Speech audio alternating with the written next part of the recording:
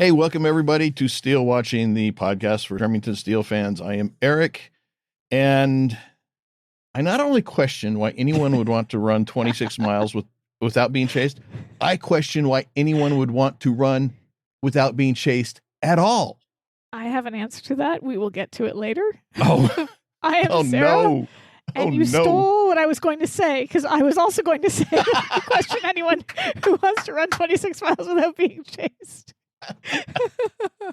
Oh, yes. So yeah, that's me. Okay. That's you, and you didn't say. I did say. I said I was Sara. Yeah, I did say it. Okay, I guess I was too busy laughing at you. Yeah, well, that's nothing new. All right. We have comments, don't we? Yes. But just to let everybody know, this is season 4, episode 19, Steele and Running. But we have comments. Boy, have we got comments. All the comments. So many comments. This is great, though. I'm so happy. Well, let me start with one, and then you can do one, and then Sure. We'll just kind of alternate until we run out. A while back, we'd gotten a text. We have this feature on our website that our hosting company provides where it's called fan mail. You can send us a text, which actually has been upgraded now, because now you can send us a 1-minute voicemail. Cool. And also we can respond back, and it's all private. All we get is the last 4 digits of your phone number and your rough geographical area. And that's all you get back from us is just basic information. So there's no privacy issues. But anyway, we'd mentioned a while back that we'd gotten a text message from somebody and that it had cut off partway through, because apparently there's a limit to how many. I guess the whole idea of text messages is that they're supposed to be short and not supposed to be an entire, essay. So it got cut off. But with this new feature where we're able to respond back to them, I responded back to this person and said, hey, your message got cut off. We'd love to hear the rest or read the rest of what you sent, and just sent it to our email, which they did. And so here's what they sent us. They said, thanks for letting me know that my text was cut off and for being interested in what I said. Of course, we're always interested in what our listeners say. Anyway, here's an edited version, since some of my points are now moot because I've listened to more episodes with 2 extra things at the end. I am now halfway through Steele blushing and finding myself sitting in my car, not wanting to go into the house or to the office because I'm having so much fun listening. Yay. That is such an amazing compliment. Thank you. Thank you. Thank you for wanting to avoid your family and listen to us. No, I'm kidding. Yeah. Anyway, as they were saying, I'm loving the podcast. I found it not too long ago, started at the beginning, and I've just finished listening to your Dreams of Steele episode. Some of this is probably going to be a repeat. I love all the calls for fan fiction, although you don't explicitly say fan fiction in Dreams of Steele. What a brilliant idea to flip whose dreams is whose. And also, when Steele seems to be possibly mixing up his sports, I think that could be exaggerated for comic effect. They missed an opportunity there. Yeah, for sure. I have thoroughly enjoyed arguing with my radio on my commute to work. I love that. I do it too. You guys make some really good points. You get some stuff very wrong. Okay, it's opinions, but you're still wrong. I love it too. You include some great trivia, and you leave out some interesting things. Yeah, we don't get everything. For example, one of Sharon Stone's early roles was the Homecoming Queen in Steele Crazy After All These Years, which we mentioned the last time we read the part of this email. I'm fully on board with Michael Gleason's concept of an icebox question. I can ignore most of the little plot issues. The only thing I cannot handwave away is in Steele Waters Run Deep. The missing, non-existing partner is George Kaplan. In North by Northwest, this is the name used for a non-existent person. North by Northwest is such a huge classic film that Steele would absolutely 100% have recognized this name. Yeah. This case should have been solved in 5 minutes. Yeah. I don't know if we picked up on that or not. Well, I always thought that, but I also thought that we were supposed to kind of like ignore the fact that they had named a character after a character in a film, because they've done it before and Steele never mentions it. So I think it was sort of one of those like, we're going to break the fourth wall, but only a little. And the characters aren't allowed to comment on it. But yeah, it is true that with Steele being the film buff he is, if that would have been something he should have picked up on. We got a couple of live comments here. One is comments. the ghost of Twitter, and here. I'm not sure what those are relating to, but the here was to people sitting in their car listening to us. So. Oh, yes. We're arguing with the radio, one or the other. Let's continue on with this email. I did feel like you were a little hard on Steele Sweet on You. I love that episode. If I needed something to watch, that episode is up near the top. Something I caught on my rewatch after listening to your episode was at the end when they're all talking over each other saying goodbye. I think I hear Donald calling Remington Remy.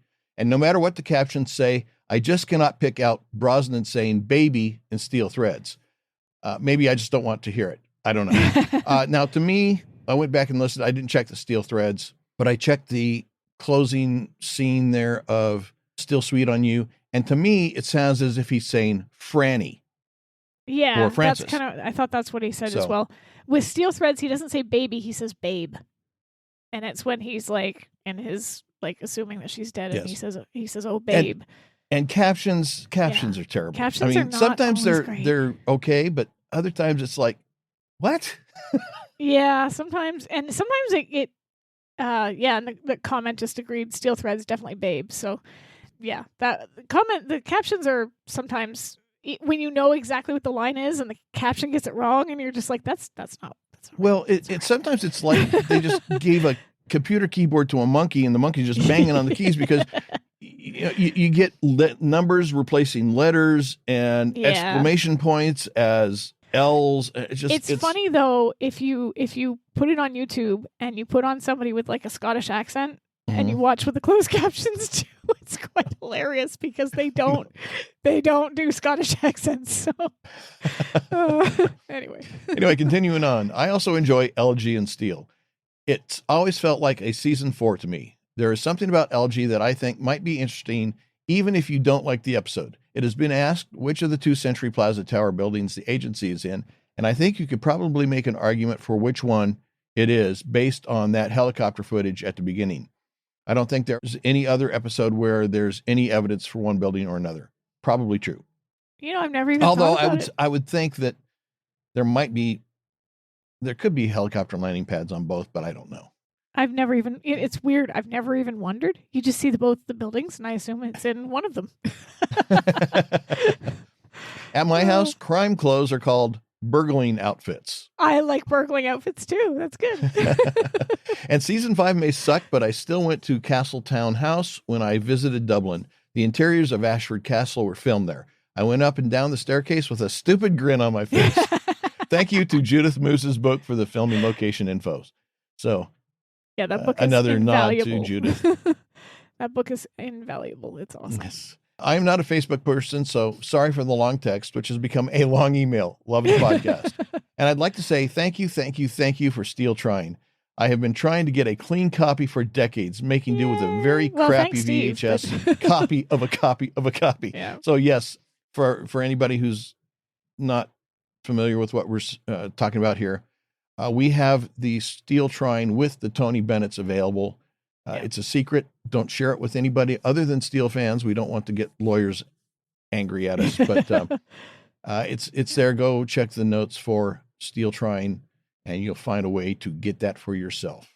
Anyway, and finally, the attached picture, which they sent a picture, is a screenshot from Gourmet Steele next to the one from the Scarecrow and Mrs. King episode, Bad Timing. I thought it was interesting because it is also Leonate in Scarecrow and Mrs. King. That's funny. That's funny. The ornate. Yes. And we have another email which ties into that, but I'm going to let you do one first. I'll do the comments that came via Spotify. So this person was commenting with regards to Santa Claus is coming to Steele. Can I say? Sure, I appreciate our Spotify listeners, but get a real podcast app, would you please? Hey, I listen on Spotify. I know you do it, and that's been a sore point for so long. Oh, that's funny. So it says so there's 3 things that this person's commenting on. The first one is that Eric's pride argument versus my fear argument, which we kind of had at the beginning of the episode, where Laura refuses the police protection. This person said, I think Eric's pride argument versus fear is a male interpretation. Women are more aware of threats and are therefore more likely to see fear as both a wise tactic and a potential weakness. They gain less credit for pride and more condemnation for being inherently fearful. So to fight against fear is a stronger need for Laura. I mean, that was kind of what I was trying to say, only you said it better, so thank you. And like I said, you're both entitled to be wrong. But yeah, that was basically what I was trying to say. And I do think that the gender element does kind of play in, and not the sense that like, oh, that's so sexist of you. No, I just mean that like, if I'm walking down the street and it's late at night, I'm going to be more aware of my surroundings than somebody like my husband who is 6'2" and a dude. That doesn't mean he can't get attacked still. He absolutely can. Now, see, that's a size issue. That is not a gender issue. That is a size issue. Yeah, but by and large, men are generally taller and physically larger. I mean, there's obviously exceptions, but for the most part, you don't see a lot of 5'3" dudes walking around. You know? So, yeah, anyway, the second part of this comment was the toilet seat. Women, and again, this person, whoever you are, I love you, because this person said women basically use the toilet seat down 100% of the time, but men do it seat down 50%. Majority wins. Agreed. Well, majority wins in the sense that if you need it down 100% of the time, it is 100% your responsibility to make sure it's down there. And if we're going to use that argument, you have a responsibility 50% of the time to leave it up as a courtesy to men. I don't think so. Yes, I mean, this is called equality. We could fall in. The third comment here was with regards to the loyalists that I mentioned. You know, I joked about how like the people that stayed or that fought for the British were referred to as loyalists or traitors, depending on what side of the border you're on. This person wrote, not always. My loyalist ancestor, Tristan Coffin, hung out on Nantucket throughout the Revolution. He held a royal charter to the island, so the British Navy left him alone, and because he'd lost his English estate to Cromwell, he only employed Quakers who were pacifists, so the American army didn't bother to attack him. But he was one of the few loyalists who didn't flee to Canada. That is really interesting, and there was a large Quaker population in North America at that time as well, so that kind of tracks, but that's kind of cool. I love hearing little history tidbits of that time period. So thank you very much for all three of those comments, especially the ones agreeing with me. All right, we have another email, and this is, again, relative to Leonate. If you look up the filming locations for Gourmet Steele on IMDb, it lists 4101 Wilshire with no name attached to it. Huh. The Ultimate Fan's Guide to Scarecrow and Mrs. King, the Scarecrow and Mrs. King equivalent of Judith Moose's book, lists 4101 Wilshire for the exteriors of their Lornate from the 1987 episode Bad Timing, also with no name attached to it. Going down a short IMDb rabbit hole with that address, one finds Perino's restaurant. Then at a website, which is paulrwilliamsproject.org, they found a picture. And when you zoom in on it, behind one of the cars in the streets, you can see the columns of the columns in the round window. And this is the place, Perino's restaurant. Now they say, I wonder if the Lornate sign was part of some set dressing company's stock. Many movies and TV shows list Perino's or 4101 Wilshire as locations, but I couldn't determine if any others used the Lornate. That's okay. You know what? French. Everybody that like all Canadians sound exactly like that. Our accents are terrible unless we're born in Quebec, so you're okay. But I couldn't determine if any others used the Lornate sign. I thought it was on something like Simon and Simon episode with I read that wrong. I thought I was onto something with the Simon and Simon episode, A Little Wine with Murder, since they used 4101 Wilshire, and the synopsis says, a well-known food critic is found dead. It looks to be accidental, but AJ suspects murder because he was drinking California wine. I mean, that's kind of, well, you're drinking California. Well, then obviously it was murder. Rick and AJ go undercover as cook and waiter at the prestigious restaurant to learn the truth. And it sounds like Pierre Fumar all over again, except the Simon and Simon episode came out first. However, we only got Simon & Simon season 1 laying around here, and I couldn't find the episode on YouTube. So apparently Perino's closed in 1986, but remained a filming location until it was torn down in 2005, replaced by apartments. Huh. Okay. So there is the deep dive, courtesy of our listeners, on Nate. And of course, the fact that it's basically a fake location based on a real location, but the real location is even gone, is one of the reasons why in my search, I didn't search for the right thing. So I missed it. So we have a couple of comments here as well. Someone said maybe when women walk down the street, they should take a Quaker. No, just go to the grocery store and get the large tube of Quaker Oats. Yeah.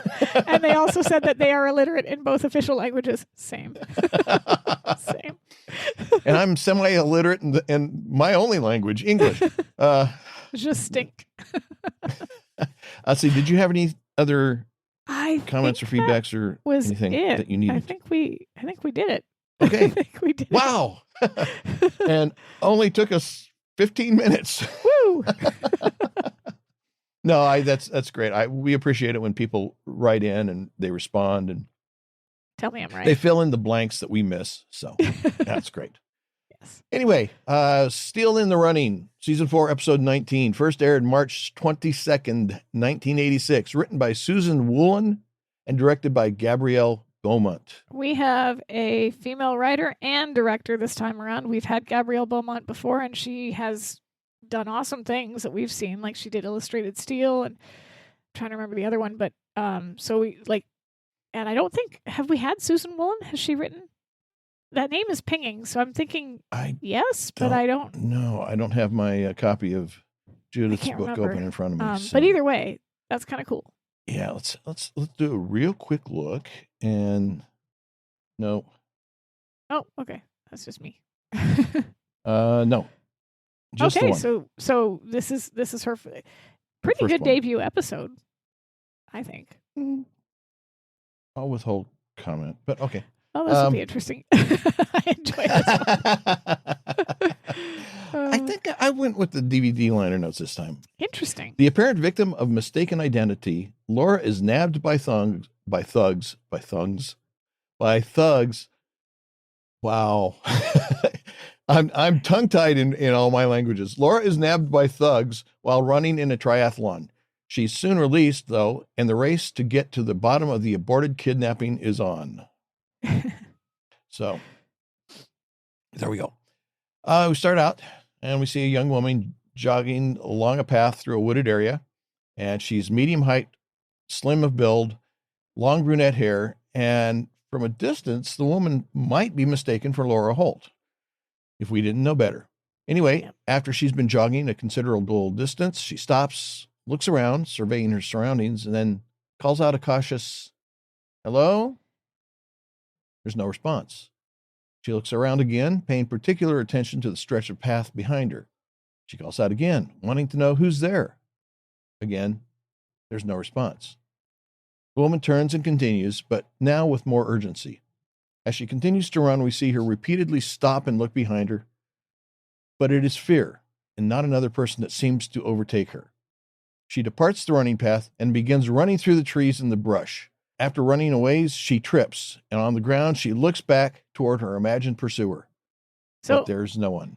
This is one of those things that I said we've had Gabrielle Beaumont before, and she's done some really interesting things directing the episode. This scene here, okay, this opening scene, there's nothing there. Every time she looks, there's nothing there, right? So in and of itself, it's kind of a boring concept. She's running, she thinks she sees something, but the way that it's filmed, the quick cuts and the score music sort of like highlighting that empty path looks terrifying.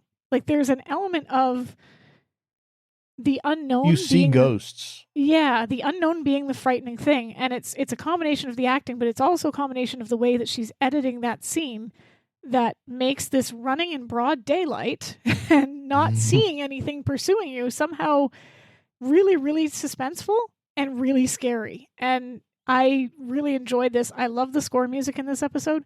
There's a couple of points where it really kind of just adds to what's already happening in the scene. And this is a really good one to open with. They also picked an actress for Joan who, like you said, really could be mistaken for Laura if you're not like right close up with her, because she does have the same build, she does have the same hair color, roughly body type, all of those things kind of could easily be mistaken for Laura. So they did a good job with her as well.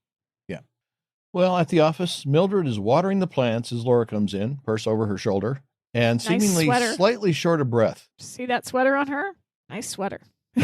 And wearing a sweater. That was my next note. I said, I have really nice gray sweater and a black skirt. There's your sweaters and skirts right there.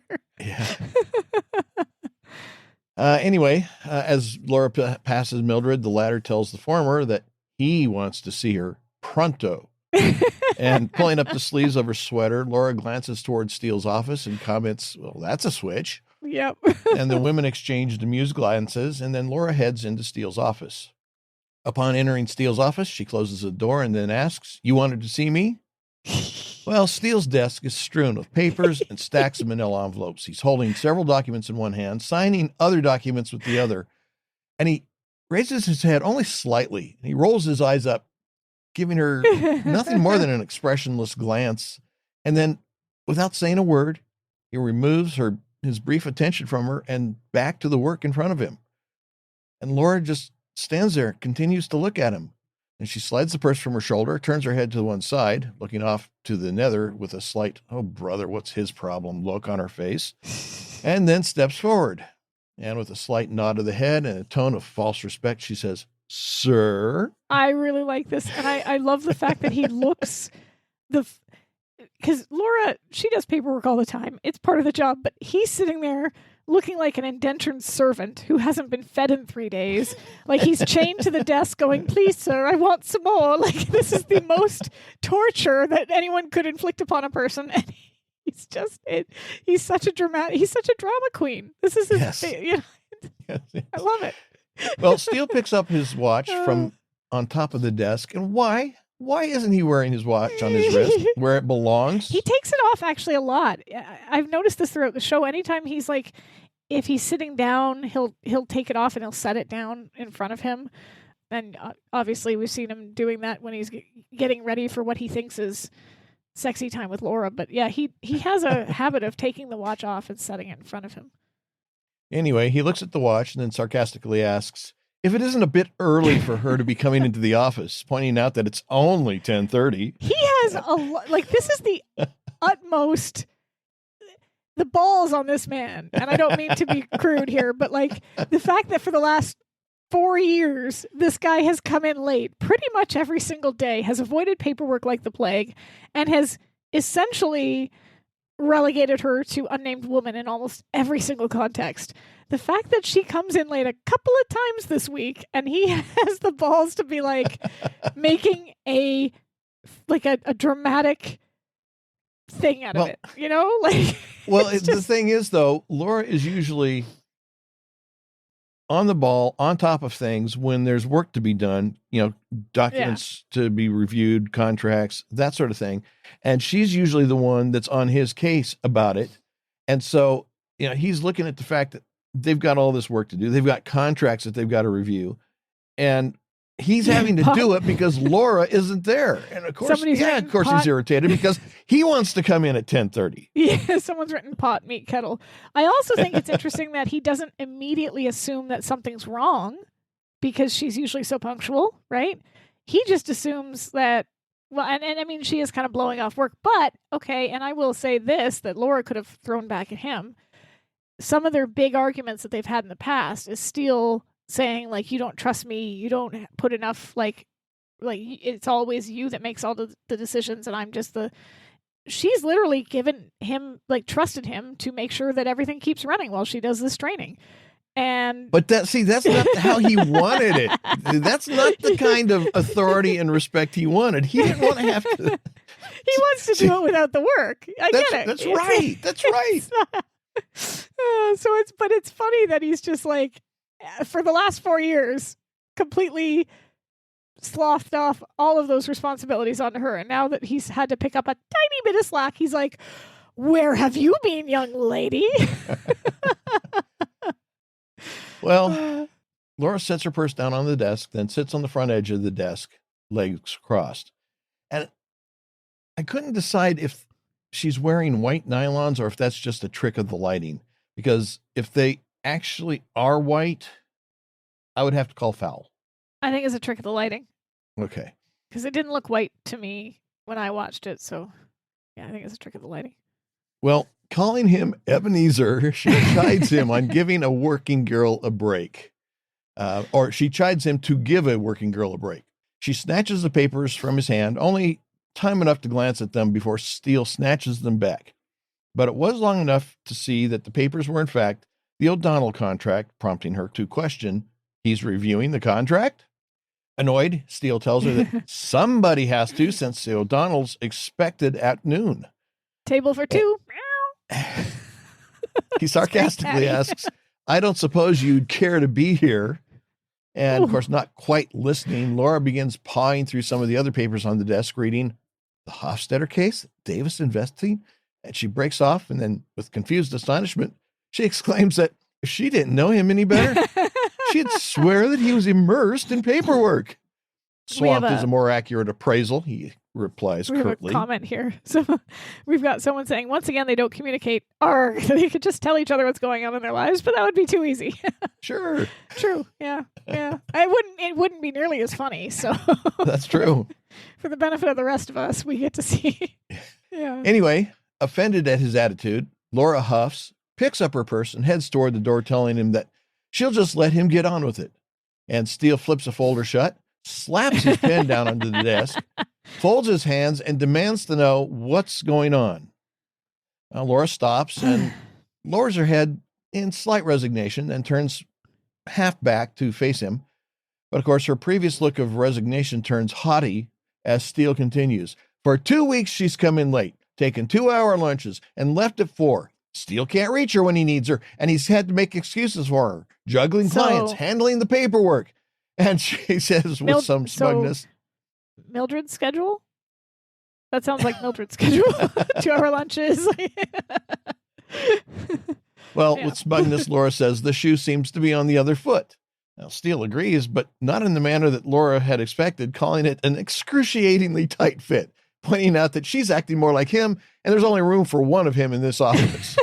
Or in any office, Laura retorts. Suddenly picturing Steele wearing Laura's heels, and it's weird.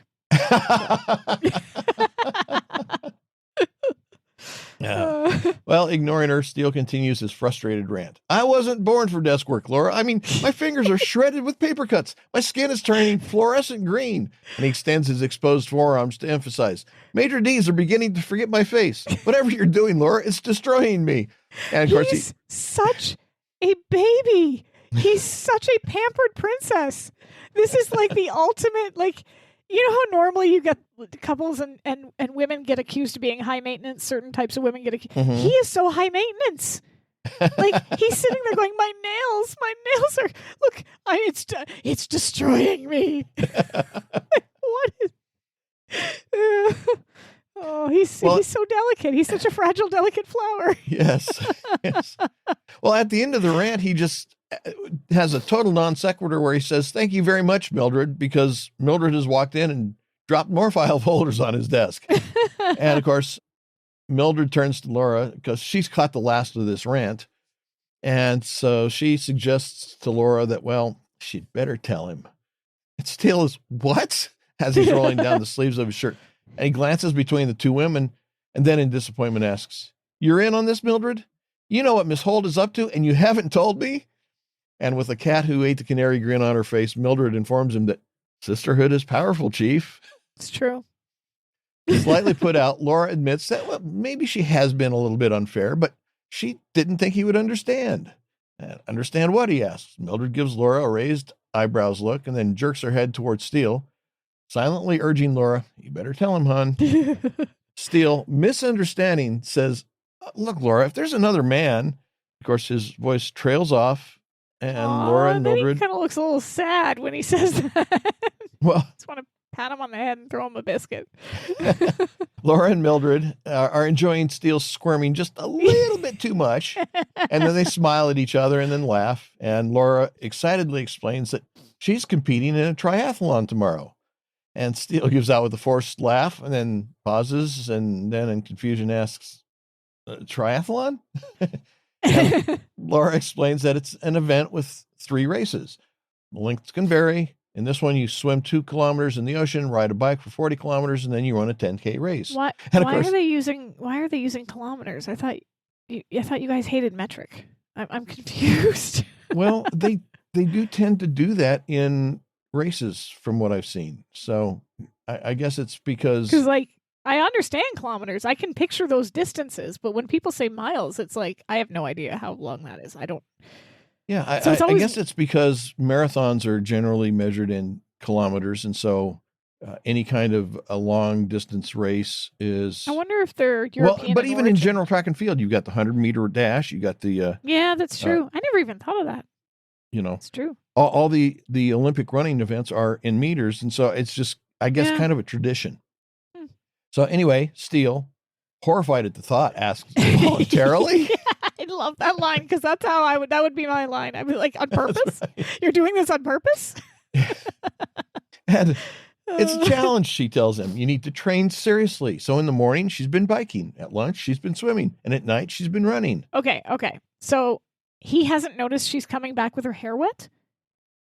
Well, apparently she's drying it really, really well. He said she's taking 2-hour lunches. And I'm calling bull on this because they're in like an industrial area of LA, correct?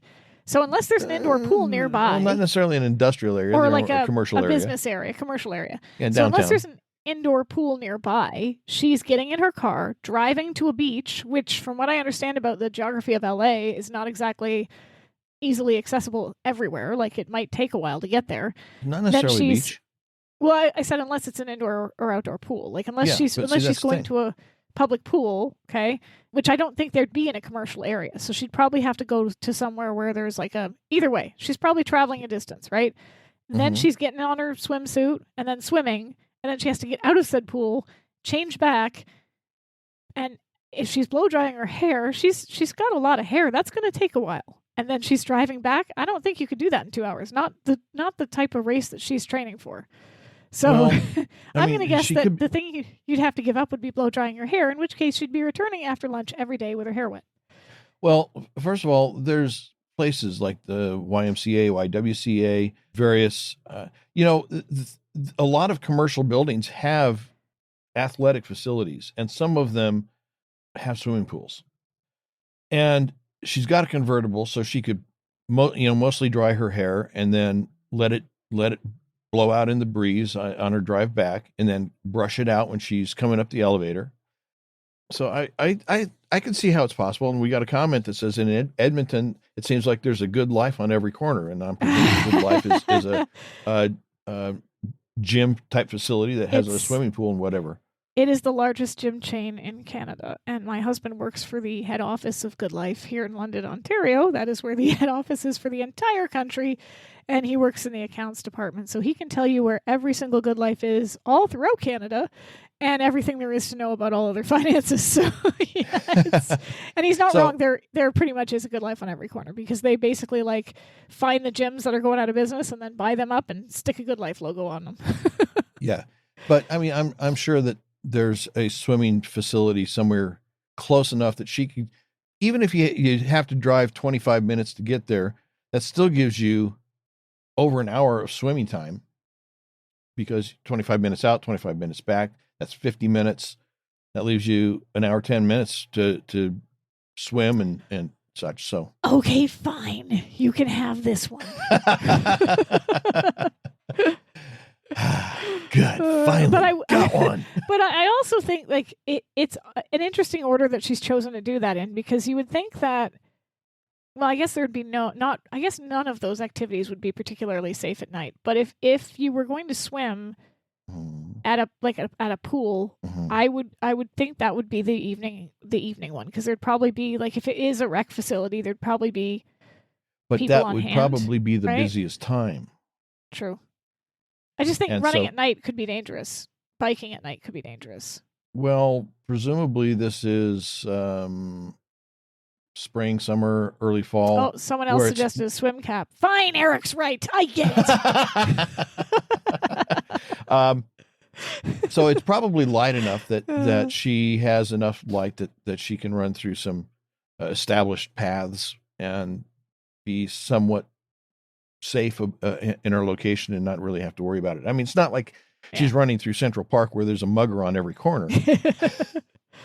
But anyway. All right, fine. Keep going. Steele, still not quite understanding, asks, so this has got something to do with a case? And Laura, of course, he just doesn't understand that anyone would want to do this like on their own. Like he's literally just like, wait, so you're being forced to do this, right? Like this is for work. Laura shakes her head and says, no, it's no, it's not a case. And Steele thinks, well, then it's a charity event. She says, no, she just wanted to see if she could do it. If she were a man, would he question if she told him that she was going to enter the Boston Marathon? And he says, of course, I would question why anyone would want to run 26 miles without being chased. All right. And this is the perfect opportunity because agreed, but there is a reason for that. Okay. There is a reason why Laura likes running and he doesn't.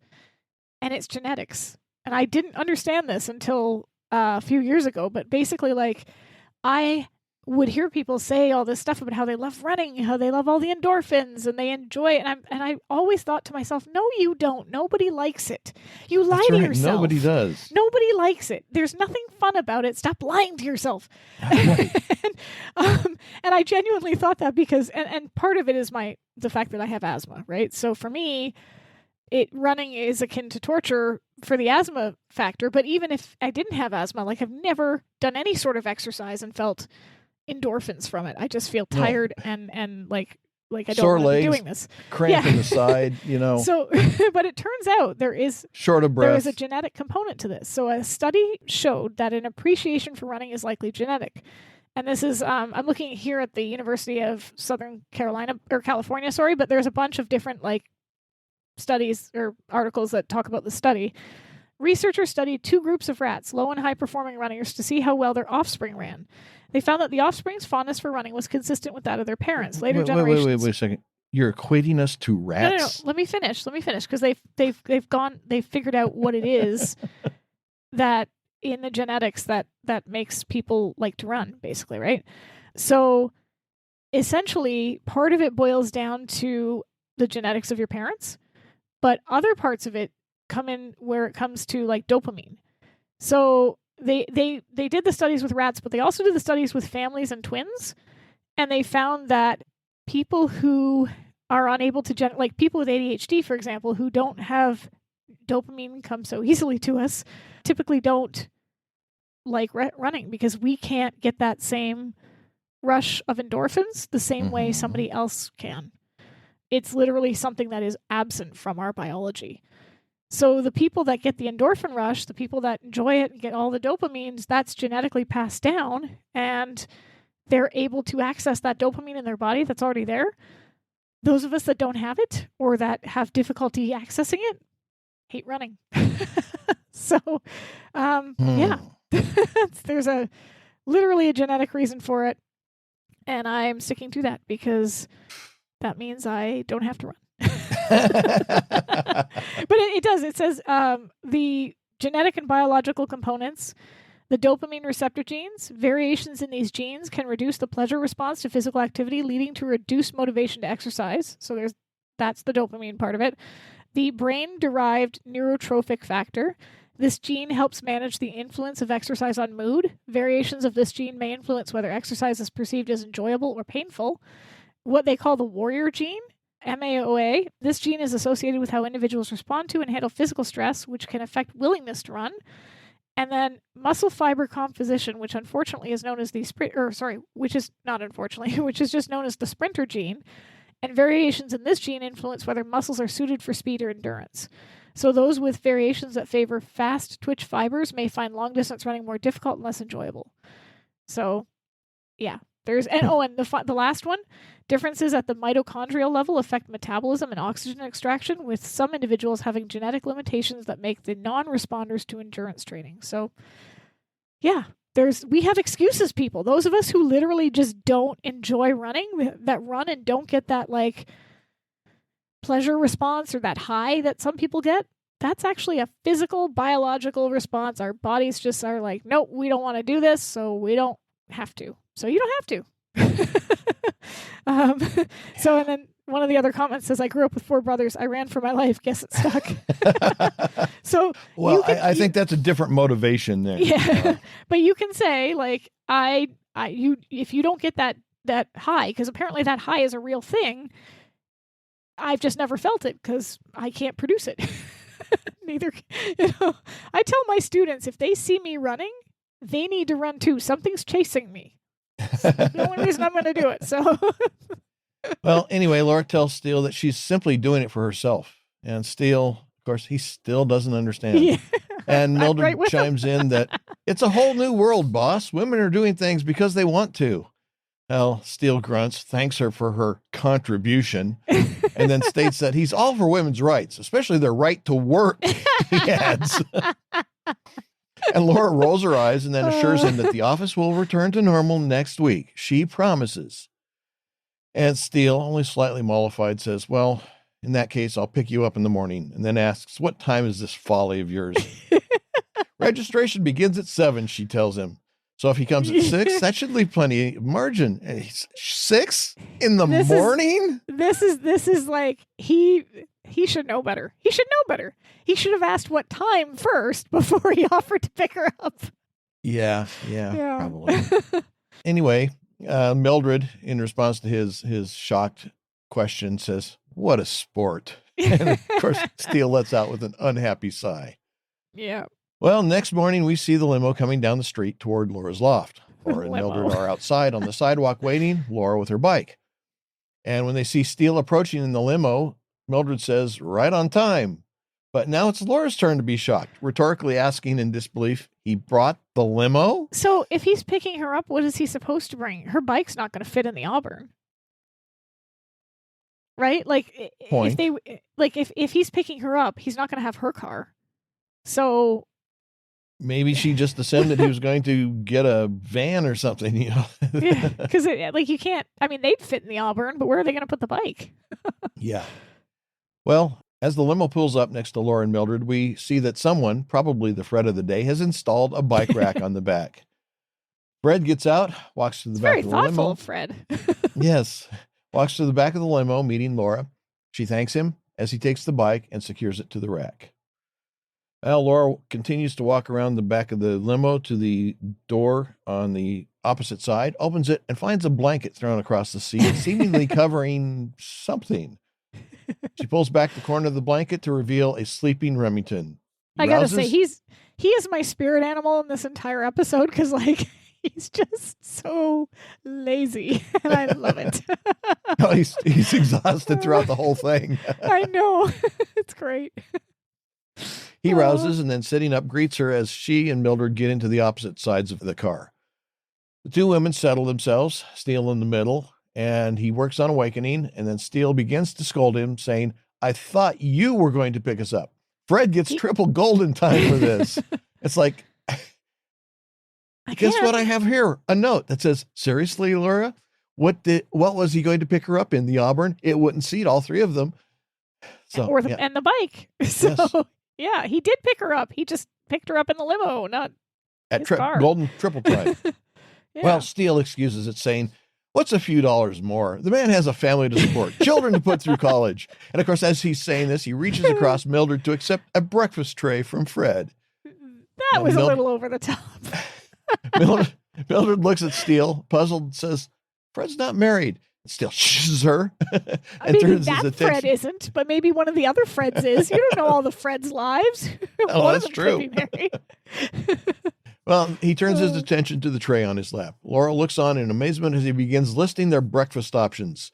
Mildred selects a powdered donut. Steele gleefully settles on. Well, according to the transcript in the Steele Love website, he selects an eclair. I thought it was called a Boston cream, but so they're slightly different, and I have a funny story regarding this because the eclair, the Boston cream, and a Long John are all different types of donuts that have some sort of cream in the middle, right? Boston cream has No, more of no, wait a minute. A Long John is just a long chocolate covered donut. Sometimes they have cream in them. Well, I know that the local Circle K / Holiday / Williams / oh dear, it's been a dozen things over the years. They have the long ones with chocolate on top and the cream in the middle, but they don't. They just call them. I don't even know what they call them. You got to go into a Tim Hortons and get a proper donut. But anyway, so you've got the Boston creams, which have like a custard, right? So it's more of like a yellowish cream and it tastes like custard. You've got the eclairs, which are kind of like long, but they're open and they have like a whipped cream in the middle. And then you've got the Long John, which is kind of like the Boston cream. It's got the chocolate on the top, but inside is like a whipped cream instead of a custard cream. Now, my grandmother. Well, what he's got here is just covered in chocolates, so presumably it's got the pudding or cream in the center. So, and that's what I'm used to is the that long. Either be a Long John or a Boston cream. Okay. But if it's long, it's a Long John. So my grandmother, she was used to getting the Long John donuts from Tim Hortons, and not every restaurant or not every donut shop has the ones with cream in them. Some of them don't have them. So she walked into the restaurant that eventually my parents ended up buying in Belmont when I was little, and asked very loudly, "Do you have cream in your Long Johns?" Literally every single farmer sitting in that restaurant looked up, and you could see on their faces that she's like, "What'd I do?" We're like, "Really, Grandma? Really?" So yeah. Never ask that out loud. The pudding or whatever it is, the custard or those are the ones I like. Yes. Yeah, that's the Boston cream. Laura is annoyed and ruefully observes that this isn't on her training diet. And Steele, mouthful of pastry, mumbles, "Pity." Well, after that, they head off to the event, and as they arrive, Steele is finishing a cup of tea as Laura tells Fred to pull over, she'll get out here. It's like he's doing this to spite her, because he's just so offended that somebody would want to exercise, and not just that they'd want to exercise in a competition they have to train for and get up at. Why am I awake in the morning? That's so right. He has shown up in the limo, which is, luxury personified. He's eating the most ridiculously decadent pastries for breakfast on a silver freaking platter. And he's just like daintily sipping his tea like, "Oh, you have to run? I don't have to run. I'm going to sit here." Sourly, Laura tells Steele that she really doesn't want to be seen getting out of a chauffeured limo. And after she exits, she looks over at Mildred, and Steele looks over at Mildred, and he shrugs and comments, "Well, if you got it, flaunt it." Now, curiously, Laura doesn't grab her bike. She starts walking toward the check-in area with the limo following behind. And it's like, seriously, Laura? Okay, you don't want to be seen getting out of a limo. Then maybe you also shouldn't want to be seen being followed by a limo, which is transporting your bike. Your bike. And it wouldn't have been that hard to just lift the bike off the rack and that's right. Walk with it. So, yeah, it is odd. Anyway, as Laura approaches the registration desk, we see the woman from the opening of the episode coming up behind her. She glances around as she does, and then we see two men, one slender and one semi-bald. One slender and semi-bald, the other shorter and stocky, getting out of a van. So does the as of yet unidentified woman. Boy, we have my a reading comment. is really bad. We have a comment that says this one reminds me of an episode of Corner Gas. And Corner Gas, for those of you who don't know, is a Canadian sitcom set at a gas station. And it's like a small, I think it's in Saskatchewan, so it's like a small rural area, and it's kind of like your comedy of like everybody's kind of ridiculous and small town, and it's very funny. And I don't know what episode it is, but I could see that. I got a chance to meet one of the actors in it. She plays the police officer, and my brain is blanking on her name, but she was really lovely. So yeah, it's a funny. If you haven't seen Corner Gas, see Corner Gas. It's good. Let's see. Yes, the unidentified woman sees the man. She turns back, moves off, and the two men step over the string of flags denoting the boundary to the event area. The woman approaches Laura and greets her, and we see that although they are not dressed similarly, and the unidentified woman is wearing a headband, they are of similar height, build. Their facial structures are similar enough that from a distance, they might be confused, but they're different enough that up close they wouldn't be. And of course, both are wearing their hair in a similar braid. So the headband, what's that headband supposed to do? Because it's like this thick, and their hair is already back in a braid or a ponytail or something like that. That headband is not keeping hair out of their eyes. No, it's to keep sweat from dripping down their forehead into their eyes. See, I wouldn't know this because I don't exercise. Well, I don't either, but I've watched enough TV and and the erotic exercise classes that they show on the different TV shows that I know what this is. I just thought it was some really weird 80s fashion thing, and I'm like, I don't get it. Why would you put that on your head? Okay, I get it now. I'm on board. Anyway, the two women exchange meaningless pleasantries, and then they introduce themselves to each other, and we learn that the other woman is named Joan Gray. And I'm curious if the script spells Gray with an A or an E. That's just my little freakazoid. Anyway, they continue their exchange, generally discussing the event, and then Joan departs. Then we see the two men, binoculars around their desks, binoculars around their necks, surveying the scene. Man, this is just rented lips. As Laura continues to wait in line to check in, we see Joan riffling through the entrant folders, pulling out hers first, and then Laura's, and then swapping the contents of the two. And I'm sorry, how could she have possibly done such a thing with all the race people there and not be seen or questioned? Well, I guess if you do something with enough confidence that people assume that you should be doing it. But if you're coming from the front side of the table and you're walking around and coming up to the back of the table and you're not somebody that was just there as an event, coordinator. I can say now I don't know for sure about athletic events, but most of these events like triathlons and whatnot are primarily volunteer run. Right. And I can tell you from having gone to Comic Cons that have been volunteer run and stuff like that, the left hand does not always know what the right hand is doing and frequently has no clue that there even is a right hand. So oftentimes, like, you have no idea who's a volunteer, who's a participant, who's maybe both. If she walked up with enough confidence and started messing around with stuff and everybody there's a volunteer, I could totally see somebody. Usually they're going to give volunteers a name tag or a lanyard or something to identify them so that sometimes the participants, the event participants can recognize who is a volunteer part of the organizing crew, and then they can recognize each other so that, Security, anybody? Security? It's a triathlon. What's going to happen at a triathlon, right? Like, I shouldn't say that. I know that there was a bomb in Boston, the Boston Marathon bombing. I just realized as I said that stuff does happen. Stuff does happen. That was a marathon, but still. But I think just this type of event, people don't usually assume. I don't know. I don't think that volunteers would be looking too closely at what everybody's doing around them. I guess that's just. I would have. What do you want? What are you doing back here? Anyway. You should be working it then. At the check-in table, Laura is given her packet, though it now contains the contents from the packet of Joan Gray, including her participant number. And then after getting her packet, she walks back to meet with Mildred and Steele, getting encouragement from the two. Well, now she's getting encouragement from Mildred. Well, okay. She's getting lukewarm, raw from Steele. Yes, okay. Admittedly, Steele's encouragement is somewhat less than enthusiastic. Well, next we are at the start of the triathlon. The first event is swimming, and a huge number of participants are lined up on the beach, tense with anticipation. We hear the race officials start the race, and then I misspelled participants as morons, run into the water.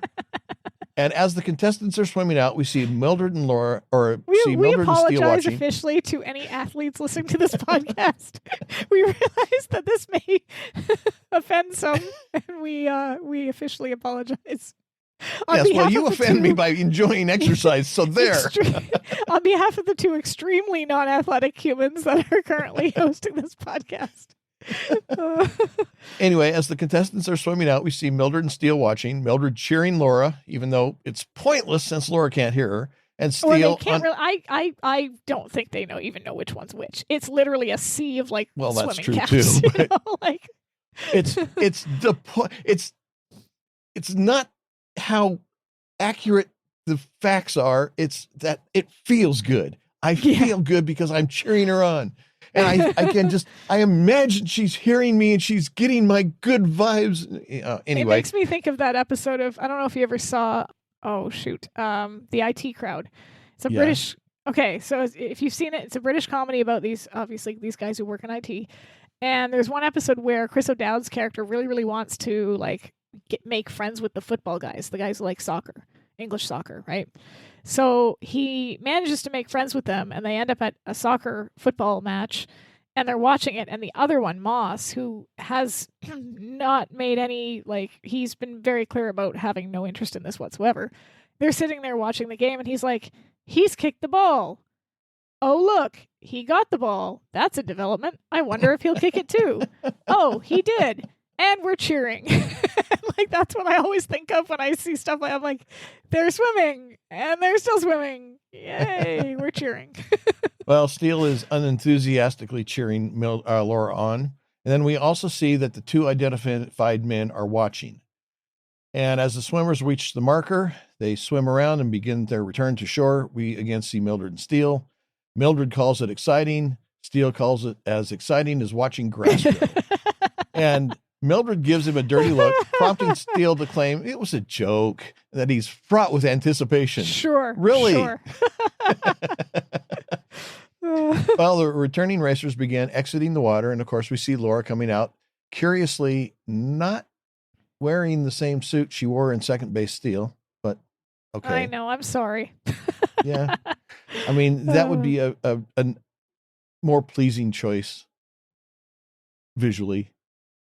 Well, this is not meant to visually please you, sir. This is a streamlined suit meant for distance and endurance. Okay, the other one was meant for getting other people's blood pressure up, not Laura's. Anyway, she runs up to Steele and Mildred, gives them a high five, then runs past them with the rest of the racers. But then we see that someone is watching her through binoculars, focusing on the number written on her arm. It's two guys from the van. And the one says to the other, "That's her, number 47. And we see Laura run into a beach tent to change from her bathing suit into her racing togs. Next, we see Laura grab her bike, wheel it past Steele and Mildred, who give her mixed levels of encouragement. Mildred tries to point Steele's attention, telling him that there's a better vantage point up the road. But Steele doesn't see the point of the improved vantage point, asking if they can't really just see it from where they're already at. But Mildred grabs his arm and leads him toward the spot. Then we see various shots of groups of bicyclists, sometimes showing Laura, sometimes showing Joan, as they ride through the streets of the neighborhoods. We see cyclists. We've got a comment here, and this is something I wondered too. How would the bad guys know the participant number ahead of time? Which is a fair point, because I'm assuming these aren't Gullickson's men. If I remember correctly, these are the two men working with Kendall, correct? Correct. Did he, he knew that she was going to be out here training for this. He knew that she was doing it, but usually you don't, I wouldn't even think she would know her number ahead of time. Like, she just switched the folders. It's obvious. What they did was they walked up to the table and they opened Joan's packet before Joan got to it. Idea. And it's probably true. That's probably true. See, this is one of the problems I have with this episode. There's so many head scratching things about it. Anyway. I love this episode. This is the type of icebox question that I'm just like, yeah, you know what? Fine. Yeah. Anyway, let's see. Where were we? Yes. We see cyclists jockeying for a position, riding close in to refresh, and first aid stations, and grabbing a bottle of water or Gatorade type beverage. And then eventually we see that Laura has been separated from the pack with only one or two other riders nearby. We then see our two van guys hiding under a tree off to the side of the road on bikes, dressed as racers, complete with fake or stolen number tags. As Laura rides past, they come riding out of their hiding place and begin pursuing. They ride up next to Laura, one on each side, and begin to pace her. Then they begin moving in closer to give her a squeeze. And Laura looks at them and hollers for them to go ahead and pass. But instead, they begin riding into her, hitting her shoulder to shoulder. This is the part that I don't get. in a because we totally know, incompetent attempt to knock her off her bike. Yes. yeah, like if they're okay, so they knock her off her bike and then what? They grab her forcefully and yank her over to Kendall? Mm-hmm. That's gonna raise some eyebrows. Well, and then how about this? They get one guy in front of her. He steps off the bike and grabs her as she goes past. Yeah, and they do what they do later when she's running and just yank her and pull her into the van. Mm-hmm. Yeah, like, this just seems like an odd way to try to get her on the bike. Like it just. Yeah, it doesn't really. No, we also see later on that they're not the sharpest tools in the shed. So. Well, that's true too. Yes, as exemplified by this action here. Anyway, Laura reaches down, pulls the tire pump from the frame of her bike, and jams it between the spokes of one of the two men's bikes, sending him flying tail over tea kettle. Then she begins crowding the other guy, forcing him to the side of the road and flying into a curb, causing him to lose control of his bike and sending him flying. Laura then races off, leaving the two men grounded. Back in a group of other riders, Laura reaches the finish line of the bicycling portion of the event, hops off her bike, and walks it toward the bike racks where Mildred and Steele are standing. As she begins removing her riding equipment and breathing heavily, she tells Mildred and Steele that two men came out of nowhere. What? Steele asks. Tried to run her off the road, but she never saw them before. Two men, what? He demands, almost as if he's not sure if he misheard or she misspoke. Laura grabs her running gear and tells Steele in a minute and begins running off to the tent to change, with Mildred and Steele following. And for some reason, Steele asks if she needs help changing into her running clothes. I mean, we know what he wants to do. She's sweaty. She, wants to get a nice little. She's already sweaty, so what's a little more, eh? Exactly. Anyway, after Laura says no, she doesn't need any help. She's a big girl now. After she's changed, she begins to run off, but Steele and Mildred aren't letting her get away without giving more details. Laura reiterates that two men tried to run her off the road. Steele first asks why, then asks if they can slow down. Can't. Lose my time. You have to keep up. And Steele continues to run, but removes his jacket, then hands it off to Mildred, who then begins falling back, unable to keep up. Steele asks what they wanted with Laura. Laura says she doesn't know, but maybe he could shadow her for a while. And he responds with an unenthusiastic, "Oh, yeah." I mean, obviously, he doesn't like the suggestion, but he continues to run next to her. Yeah. And, of course, behind them, Mildred has come to a complete stop. She has no interest in trying to keep up. Well, I don't think she could. She's an older woman. She's a little heavier. She's she's certainly not dressed for it. I think she's wearing heels. So yeah. There's just no way she'd be able to keep up. And Steele, it's hilarious because he's as skinny as a rake. He's eating like an 8-year-old, and somehow has no metabolism or no ability. Or has the metabolism. Sorry, he has a crazy metabolism, but he doesn't have any energy. Or like, this is me. Like, that was, well, I'm Steele. He's me. I mean, when I was in high school and college, that was me too. I mean, when I was, the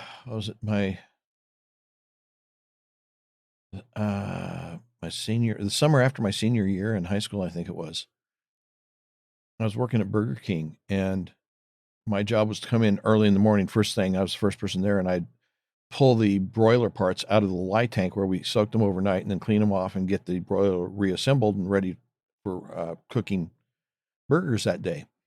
And by the time my lunch came around, I'd be ready to eat, but we weren't open yet, so I'd fix myself something to eat.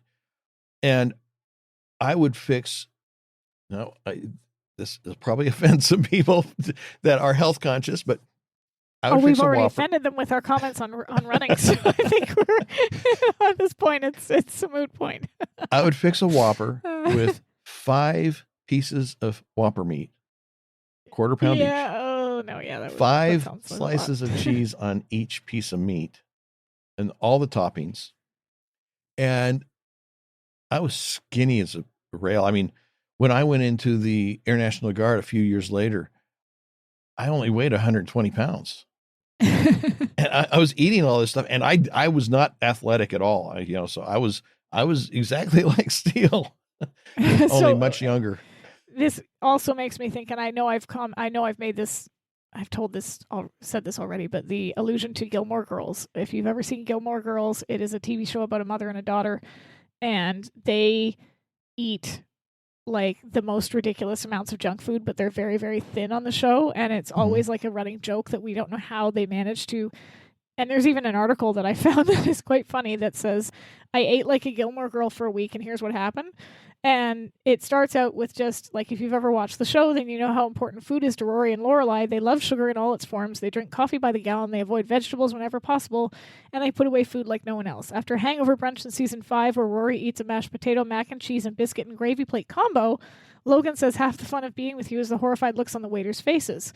And like another episode, one of the characters says, there's nothing in here but ice cream, candy bars, cookie dough, and canned frosting. Why are you not 450 pounds? And then Lorelai says, I know, scientists call it the Lorelai paradox. So this person tried to eat like a Gilmore Girl for 5 days, I think, or for a week. I'm going to skip down to the end because I want to see what happened at the end here. But yeah, what I learned from eating like a Gilmore Girl for a week. I know that eating like the Gilmores was going to be hard, and especially knew that I wasn't doing my body any favors by giving up the green stuff to live my best Stars Hollow life, but honestly, worth it. So I guess they were that's I love that. I love that conclusion. I love that for you. So yeah, the Steele is basically a Gilmore Girl. Oh, and yeah, in Steele and the Chips, somebody just commented as well and said Laura mentioned Steele's enviable metabolism. Yeah, I mean, she did it as one of those, like, I wish I could lose 5 pounds, and that always drives me nuts. Yeah. But definitely he has this metabolism that obviously is working in his favor, because if he never runs or does he complains going up Laura's stairs, for crying out loud. Like, this guy true. is True. Yeah. I like that they've been consistent with him, though. I do appreciate that. Well, we jump forward and we're in the middle of the race, and we see a trio of runners coming up over a rise in the road, followed by Steele and Laura, or followed by Laura, who's he's followed by Steele. And Steele is running with apparent ease, but gasping and limping, and Steele is very much struggling. He complains that he's ruining his shoes, not to mention his feet, his lungs, his heart. And Laura insists that she can't slow down, tells him to catch up with her later. Steele quickly slows to a stop while Laura continues on. He leans over to pull off a shoe and waves at a passing participant. As Laura continues to run, she finds herself essentially alone with only one other runner near her, and they are some distance out in front. She passes cars parked alongside of the road on one of the streets where the race course is routed, and I'm calling foul on this. For safety reasons alone, never mind security reasons, I think they would have prohibited cars from parking within the race course area and would have had them all removed. Either they would have given notices, we need this road cleared during the race, or they would have had them towed. Kendall's men are undercover cops, though, right? Like they're cops that are off duty. They're cops, but they're working a private job. Right, but all he would have to do is flash his badge and say. But there were more cars there parked along the side. So that's the thing, is that there wasn't just their van. There were several cars parked there, and I don't know. Just wave it and keep going. Yeah, fine. Anyway, Laura runs past these several cars, one of which is the van of our 2 unidentified men. And of course, the van begins to pull forward and begins pacing her. The side door slides open. The stocky man reaches out, grabs Laura by the shoulders, and she helps as he manages to pull her into the van. Yeah, I got to call foul. She could have broken away easily, especially the way he grabs her. But okay. Fine, whatever. I mean, if somebody just grabs you and lifts you off the ground to pull you into a van, I'm guessing I would be too stunned to do much of anything until I realized what was happening. Yeah, whatever. Because he doesn't really get a very good grip on her. He grabs her by the shoulder, one hand on the shoulder and one in the center of the back, and he really doesn't have a sufficient grip on her to pull her in there. So, yeah, she could have easily, very quickly realized what was going on and run away. But anyway, fine. I'm going to hand wave it because that's what we do in this show. Anyway, the van begins to race away and the door slides shut. And inside the van, a third man looks at Laura, announces to the second man, that's not her. Well, the van is now stopped excuse me, you're going to kidnap somebody, drive 25 yards, and then stop to discuss the situation? And not only Excuse that, me? none of them have masks on their faces at all, so she can see all three of their faces. She could ID them in a lineup. So. Well, that you can kind of understand because it's Kendall's men and Kendall trying to snatch his wife off the street. Not for any that's normal. malicious purpose, but, well, they're not doing it, for I know. evil purposes. So you can understand why they wouldn't necessarily wear masks. But I'm sorry, if you've snatched the wrong woman, you're not going to stop and say, but are you sure? Eric's Guide to Kidnapping, folks. I will say this, though, that this is the second time this has happened to her. Because if you remember back in Thou Shalt Not Steal, when she got stuck in the thing and the big guy put her in the thing he was wheeling out, right? When she got nabbed and then they knock her out and she says, and when she gets out and they're like, that's not her, you got the wrong woman. This is the second time this has happened to her. She's like, wait.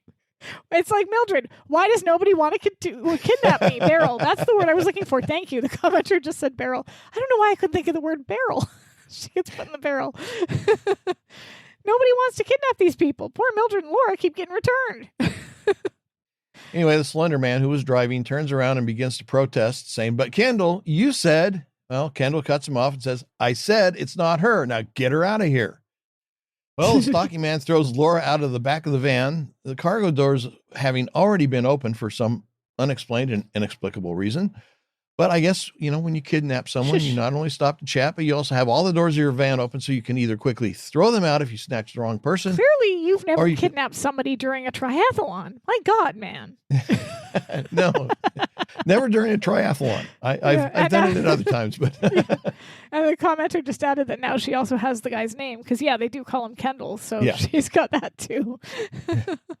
Well, Steele, shirt open and out flying behind him, comes running up from out of nowhere as Laura lies on the side of the road, staring after the van, finally understanding how Mildred felt every time she was kidnapped and then rejected, sent back. So, I know that you were disappointed in the bathing suit. You didn't get the red bathing suit, but the rest of us got Steele shirtless and running down the road. So there is a God.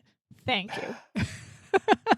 Well, as Steele runs up, rather than stopping to check on Laura, he runs past her, urging her to, come on now, Laura, no time to rest. We've got a race to finish. I wonder, this is like, when she's stuck on the gate. Yes, that's exactly what it is. It's the same energy to it, and I love it. I wonder, did she finish the race? Because we cut right after this to the office.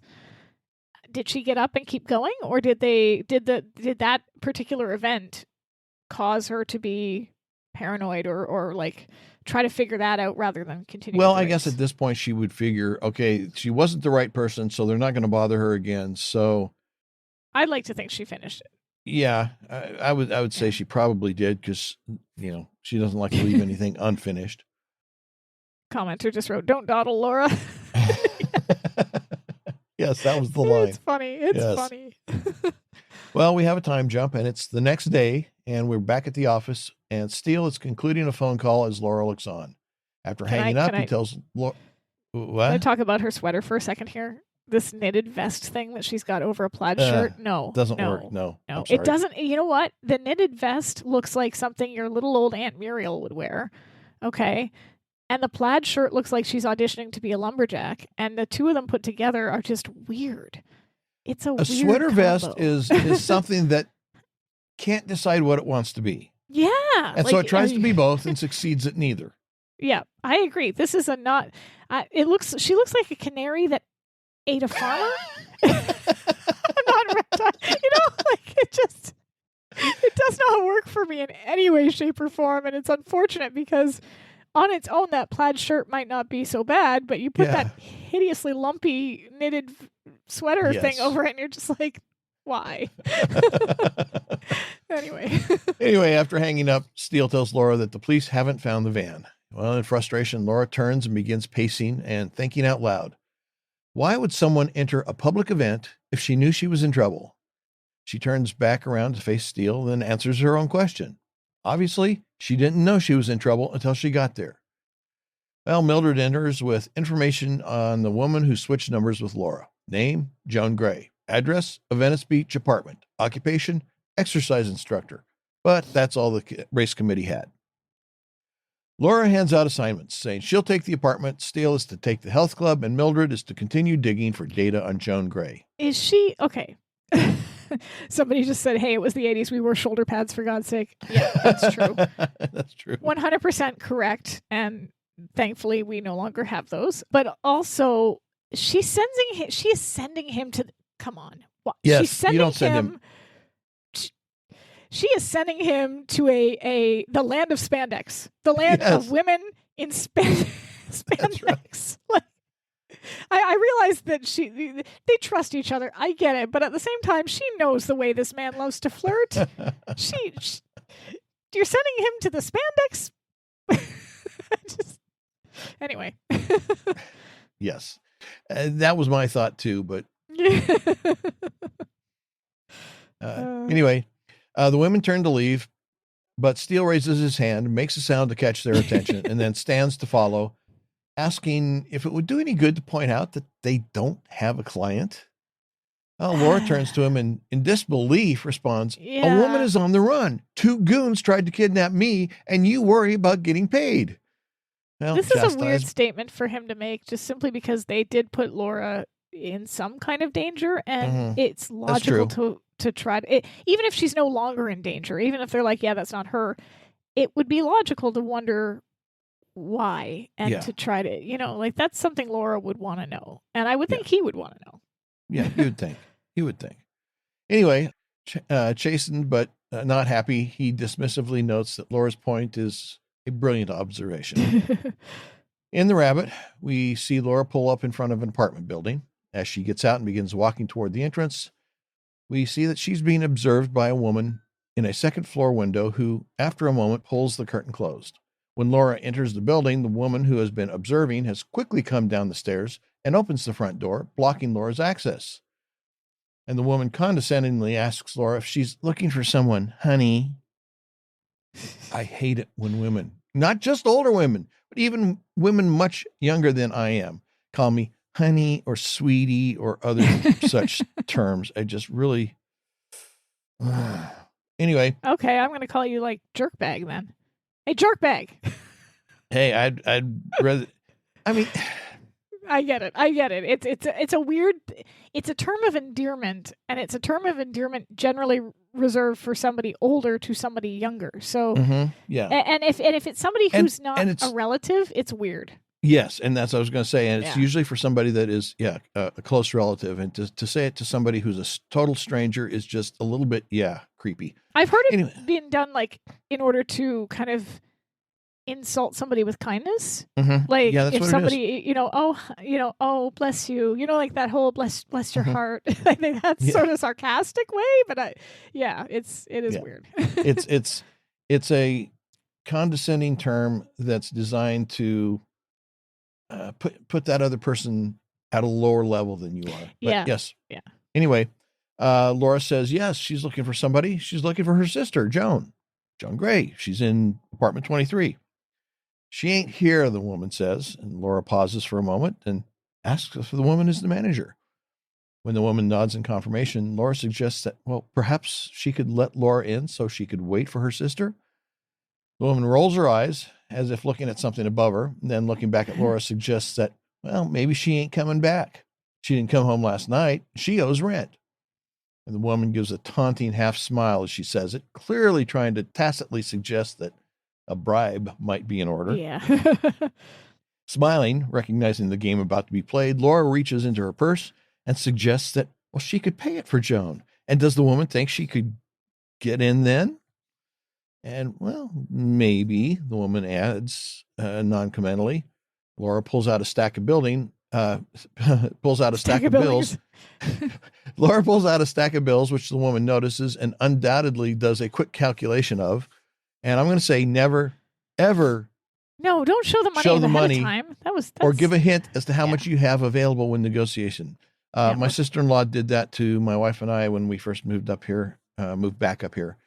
And she really kind of it's not a great idea. stuck it to us. Yeah, because she had a trailer in a trailer park, and there was a trailer right next to her that was for sale. And she told the lady that her sister and brother-in-law were coming up to move, and they were interested in a mobile home, and that would be a great one. And she told her how much we had to spend, and miraculously enough, that's exactly how much she was asking. Yeah, right. Anyway, when Laura asks how much the rent is, the woman replies, $200. Okay. I'm gonna call bull crap on this. Bull excrement. Bovine excrement. Okay. Because Laura seems surprised by that. Mm-hmm. But I did some Googling, and everything I found said that the average monthly rent for a 1-bedroom in LA was just under $500. Okay. So now I get it. This is a slum. Like, this is a crappy Mm-hmm. building. So slightly less than that. Like, this wouldn't be average market rent. This would probably be 300-ish, maybe 350. But 200 is lower than I would have expected it to be. And Laura still seems surprised by that. And it's because, like, I lived in a student apartment when I was in university, and I'm not even saying how it was a house. I was renting a room. I wasn't even renting the full apartment. And this was a full-on slum. Like, it was, the roof caved in 2 of the bedrooms, literally in the winter, so there was snow coming down onto people's beds. The pipes froze in the winter. Mm-hmm. There were too many rooms because the landlord literally partitioned off the living room to make more bedrooms, so we had no living room, which meant that we were constantly blowing fuses and our food was going bad. And we had mice. So it was like it was a 7-bedroom house that was really not a 7-bedroom house, and it was falling apart. That room, single room, in 2003 cost me $325 a month. Now that's almost 20 years after the fact. And granted, it was just a bedroom, but market rent at the time for an entire apartment was around $500-$600. So LA would be more expensive. Yeah. I think $200 would actually be right around the correct amount for renting, like, what is clearly like a slummy apartment. Well, it is a what's the term?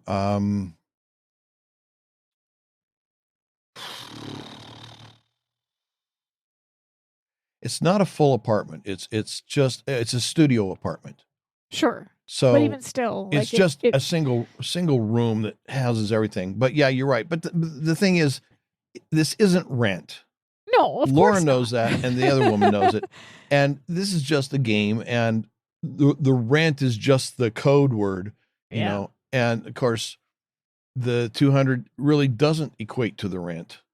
It's just, that's the woman's code for, that's how much she wants to let Laura in. Yeah. But okay, playing the game, you know, and using the fact that we're talking about rent in sarcasm quotes, fair enough, as the negotiating tool, Laura looks around and says, that's her rent. And of course, when the woman doesn't bat an eye, she returns to the accusing look that Laura gave her and says, "You're her sister." Yeah, and fair of course, enough. We have a comment that says $200 for rent isn't bad, but $200 for a bribe is steep. So, yeah. Well, and that's why Laura starts negotiating using the rent. That's fair. Excuse. And so Laura gives the woman a look and says, "Let's say this building is rent controlled and made 50."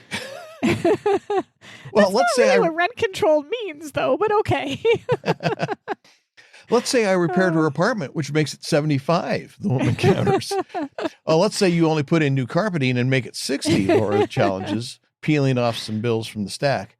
Now, Laura looks at the bills in Laura's hand and then the rest of the bills, and then hesitantly says, "You can owe me the rest." Laura gives her a sidelong, "Oh, brother, look." Yeah, right. And then follows the woman into Joan's apartment. At the apartment, Laura and the woman step inside, and they stand at the door with neither one saying anything to the other for a moment, and of course, neither moving from inside the doorway. The woman jangles her keys impatiently, as if saying, "Well, I want to hurry up." After a moment, Laura asks if she can have a little privacy. And the woman laughs, telling Laura, no. She's got first claim to Joan's stuff if she doesn't come back. She's got to protect her investment. And Laura begins walking through the apartment and looking around. And as I said, it's a studio apartment, living room, kitchen, dining area, sleeping area, all in one. And the woman says, funny thing about your sister. She comes into this dive, but she's got designer clothes, Gucci bags, silk blouses.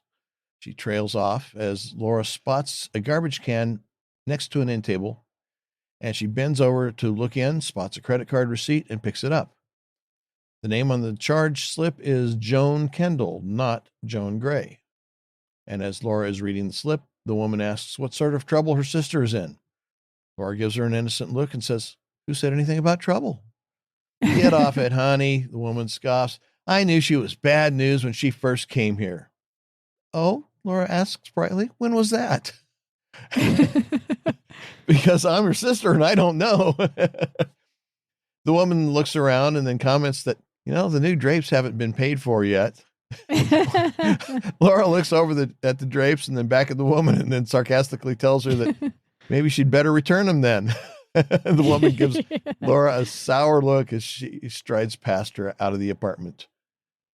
Well, outside we see that Laura is walking out of the apartment building, gets into the Rabbit, and meanwhile, Bozo 1 and Bozo 2 are in a sedan across the street observing. And as she pulls away, the two clowns also pull out and begin to follow.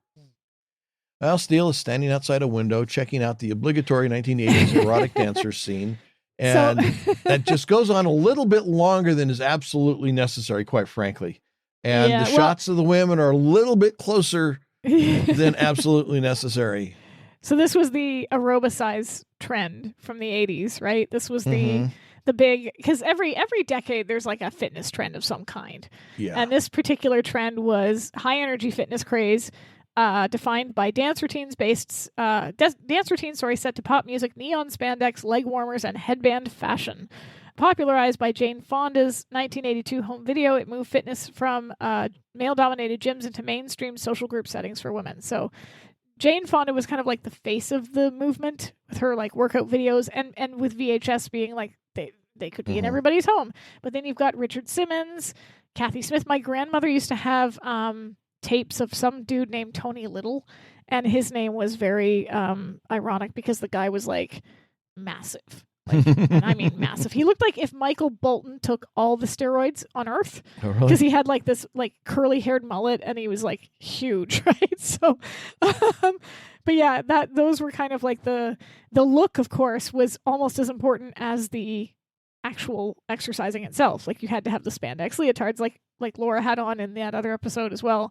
The tights, the leg warmers, the sweatbands, very flash dance, all of it, right?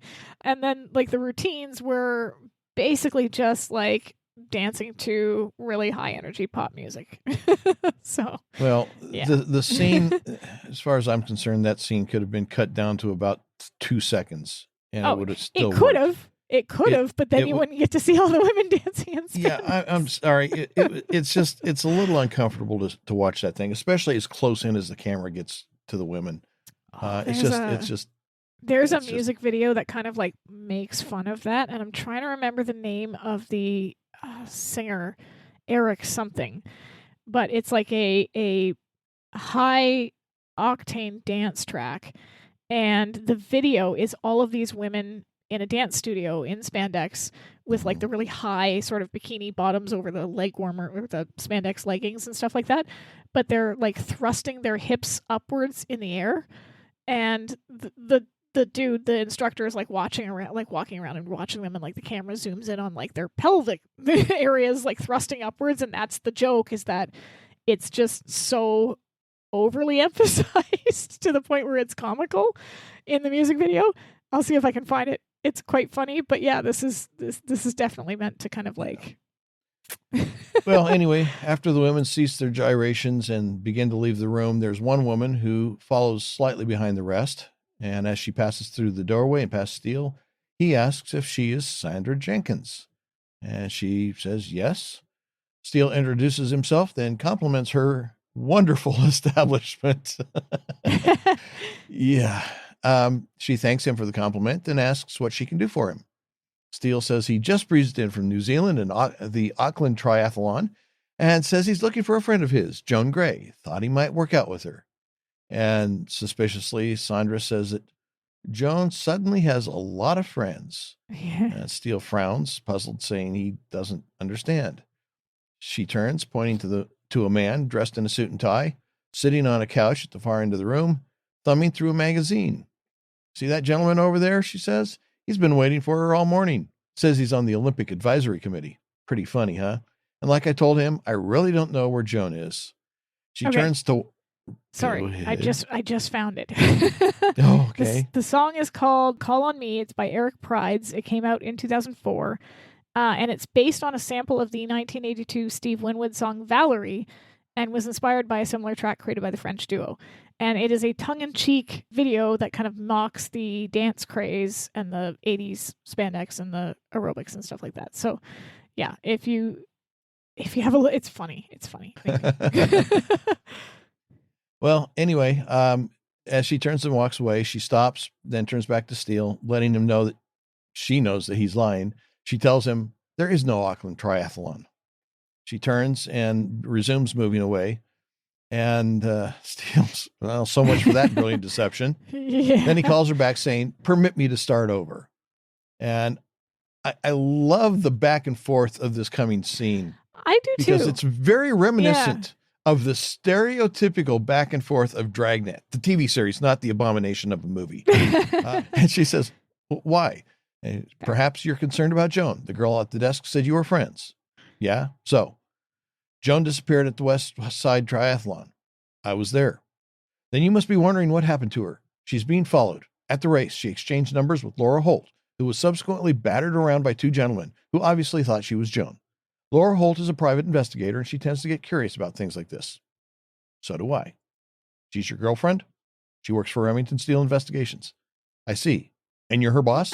Something like that. The point is... Just... Every time somebody asks them if this is if they're involved, right?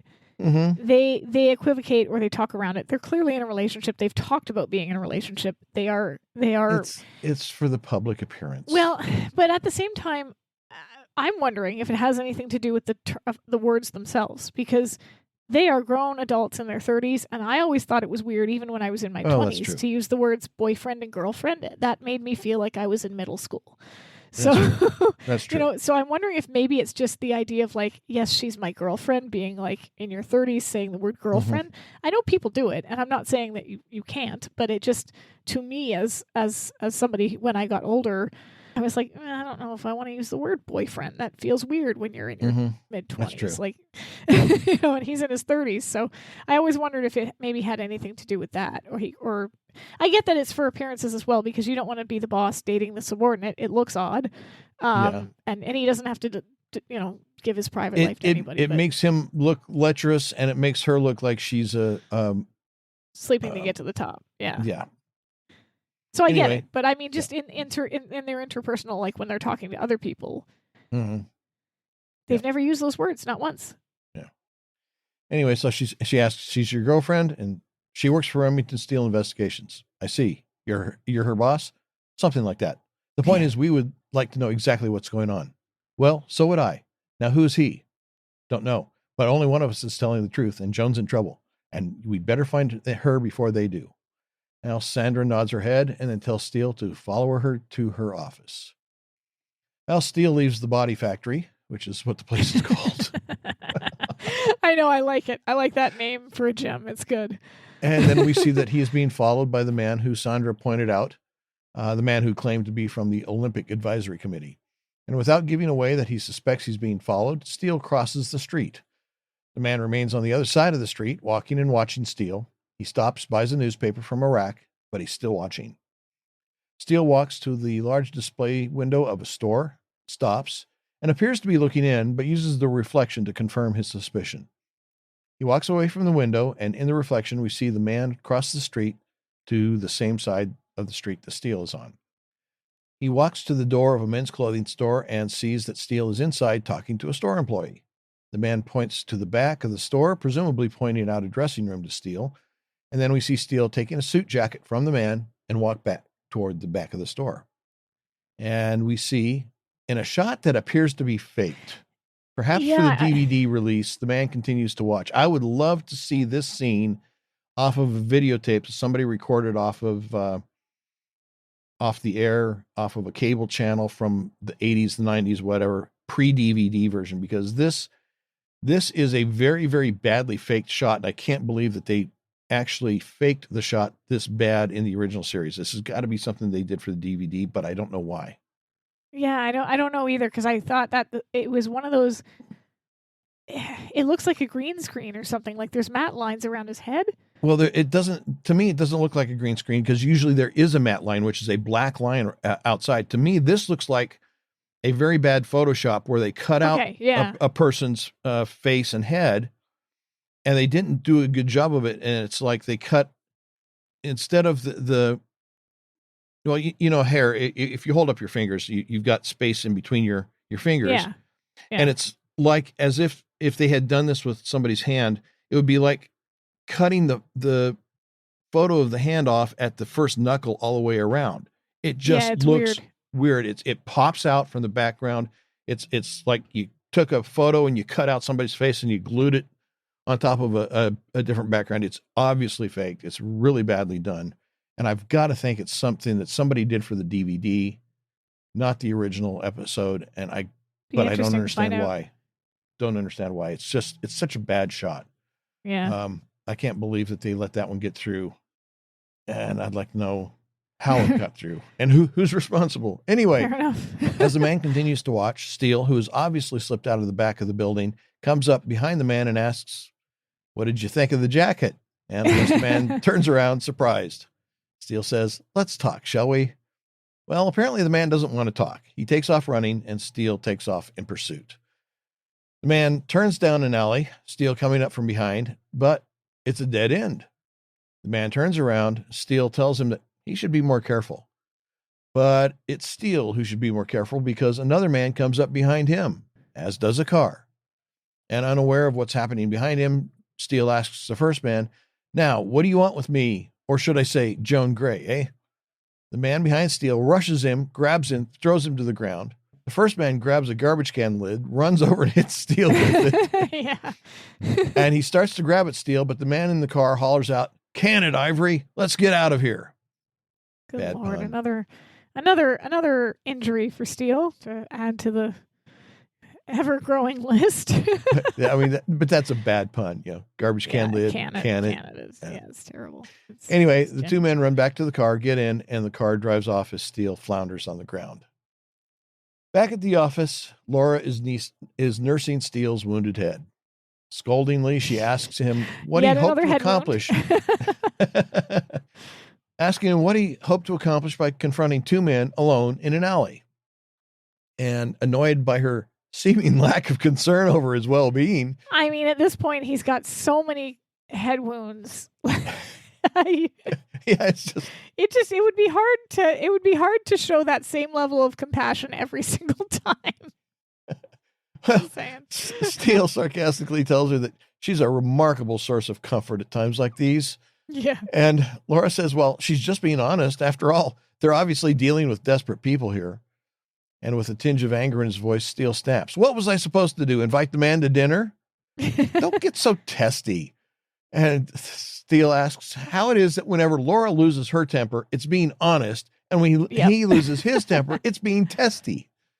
And Laura gives him a disgusted look, but doesn't have an answer to give him. That's called girl math. It's called girl math. Yes. Yeah. It's like,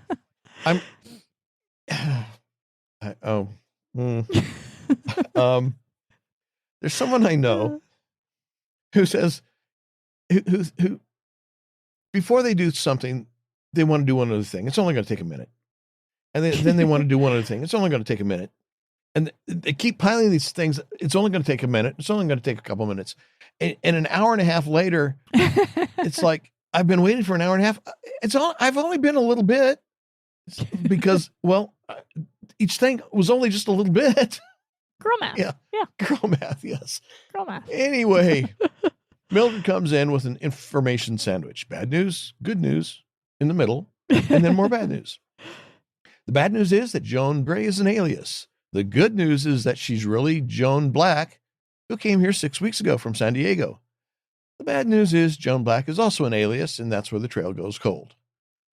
Steele gives out with a thoughtful and says it appears that their mystery woman has been on the run for quite some time.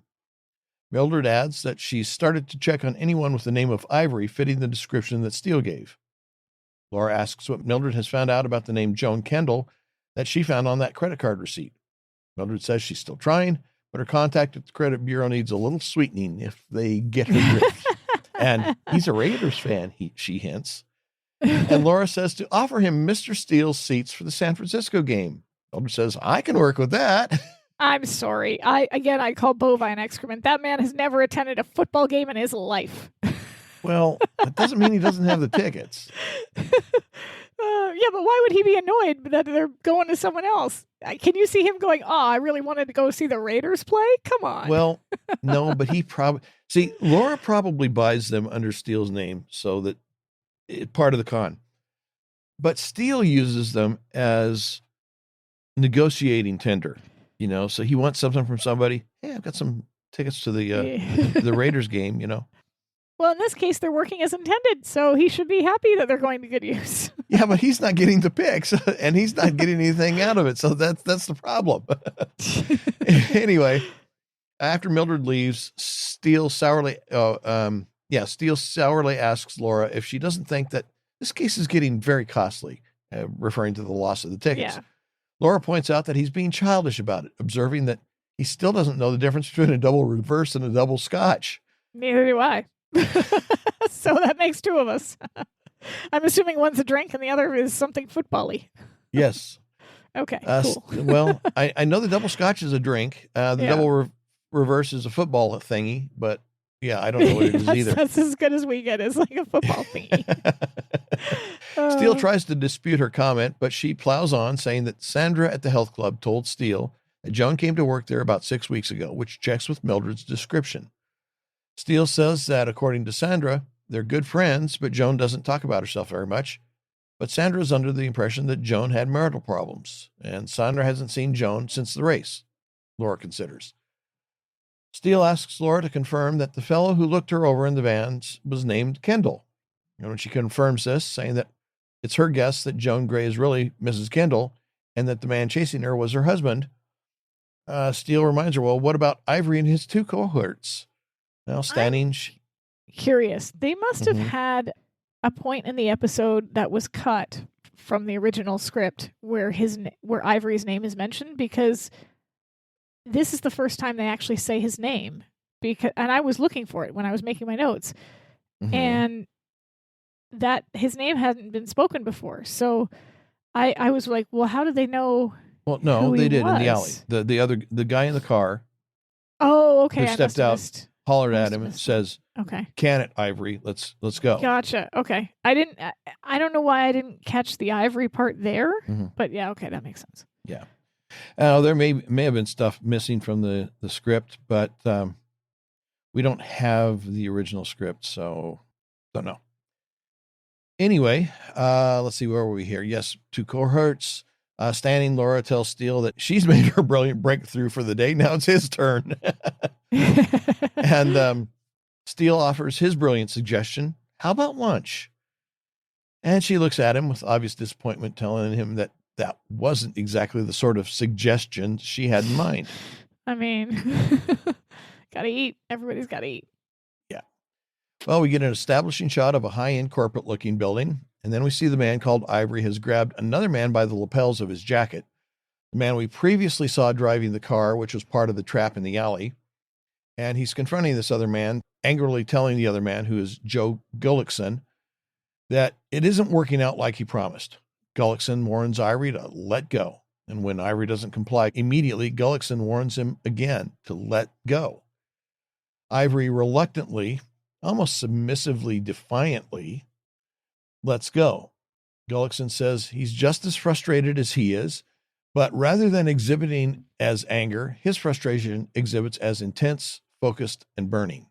Yeah. As he talks and paces, we see that the other man who has been involved in the alley trap is there as well. Gullickson tells them that Kendall obviously lied about his wife being away on vacation, but the fact remains Kendall adores her, He's worked with the guy long enough to know that. And because of that, she's still the key to their plot. I found his name very interesting. Gullickson. I've never heard that name before. I looked it up. It's Scandinavian in origin. Okay. And I don't know if anybody else cares about this, but it was just one of those things where I was like, usually the names are fairly ordinary names, like Davidson or something like that. But Gullickson is just an odd choice. And I do know that sometimes when you've got side characters like this, they sometimes give side characters names of people that are like in the crew. So you might give the makeup director's name as a character, or you might give, whatever. So I'm wondering if somebody works on the show and is named Gullickson, because otherwise I just don't. Or it's a friend, family member, relative. Oh, a commenter just said Bill Gullickson, an old MLB player. Yeah, it would just be, for me, it would just be something like, it wouldn't be something that would just come to mind. It would have to be something that either you were thinking of an old Major League Baseball player or somebody on the crew or a friend or a family member. It's an odd name. Anyway, keep going. Anyway. Where were we? Yes. Ivory demands to know how they're going to find her. Same as before. Hard work. The third man wants to know how long it's going to take. He's got a team to coach. That's right. Ivory concurs. We're athletes, not bloodhounds. You were athletes, Gullickson says angrily, his frustration now focused on the two men. Now you're just businessmen like everyone else. And with disgust and contempt, he spits out, "You guys make me sick. You should have been set for life, but you blew it, and now you're crying because you might actually have to do some work to earn your money. You came to me, remember? It's a little late for second thoughts." Well, the two men are silent. Ivory hangs his head like a whipped dog, and then with a resentful compliance asks, "All right, how do we find the girl?" Well, next we see Laura and Steele are in the Rabbit as they drive through the streets of L.A. And then we see that they're being followed. It's Kendall in the passenger seat, and the stocky man from the van, who is wearing a baseball cap for the universally despised New York Yankees, is driving. Kendall asks, what does the Remington Steele agency have to do with his wife? Beats me, says the clueless Yankees fan. I'm not surprised, Kendall says. After all, look at who your favorite baseball team is. No, that's not in the script. I think that's you. No, what he says is, at least I can understand how you and your partner screwed up. From a distance, she does look a little bit like my wife. The Yankee Doodle Dud defensively says, look, they've been working from a few lousy photographs. If Kendall wasn't so afraid to show his face, they could have probably grabbed her at the race. Annoyed, Kendall tells him to just drive. He's right, though. I mean, it was a silly idea to have, like, these randos try to grab her. Of course she's going to panic and try to get away. She doesn't know these men, and she's already thinking something is going on because she's also being chased by these other guys. So, like, I have some thoughts about their marital problems, and that we'll get into when she tells her story. But, like, God, this is way too complicated. I've got a comment, too. Anyway, we are back at Joe's apartment. Our commenter says, Eric, you are a man in need of a Blue Jays cap. I agree. San Francisco, all the way. There is only one team worthy. You keep it up, I'm going to buy you a Montreal Expos hat. Anyway, we're back at Joan's apartment building. We see the landlady cautiously sneak up to the door of Joan's apartment and lean into the door to listen. Inside, Steele, Laura, and Sandra are crouched around the body of the slender, semi-bald man from the van. Is he dead or just unconscious? We don't know yet. Laura identifies him as one of the men who chased her during the race. And in the background, we see that Sandra is looking over the man's ID. And she mutters, check this out. Hands the wallet to Steele, who looks at it and then groans, telling Laura, New York City police. Laura sags at the news, and Laura tells him that she hopes they know more about this than she does. Laura asks her to fill them in again on what happened. Sandra says, well, Joan called her an hour ago. She sounded really frightened. Sandra has a key to her apartment, so Joan asked Sandra to collect a few things and then meet her at Union Station. And Sandra called Steele and Laura and asked them to meet her at the apartment, and then she came over to collect the things and meet them, where the guy on the floor was waiting for Sandra, Laura concludes. And Steele curiously asks what Sandra used on him. Perhaps she'd used some karate.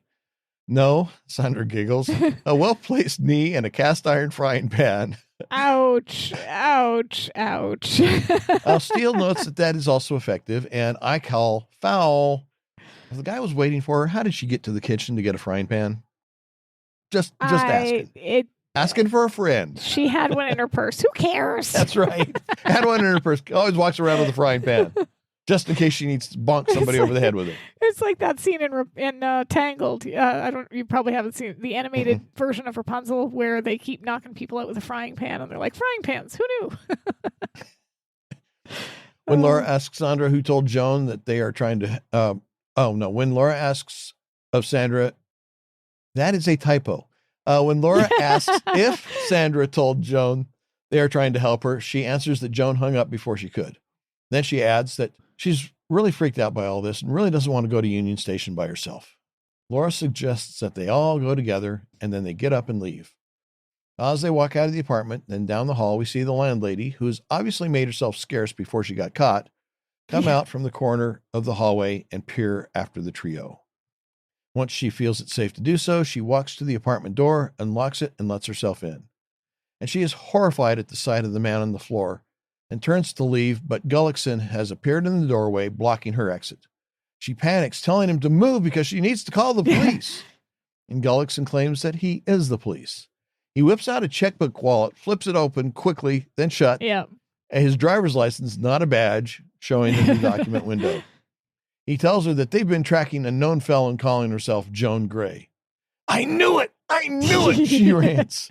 Urgently, he tells her that he needs to find Joan Gray. And then, as if revealing the most important thing in the world, she tells Gullickson that they're going to Union Station. And he thanks her and then leaves. But then suddenly the landlady turns and hollers after him.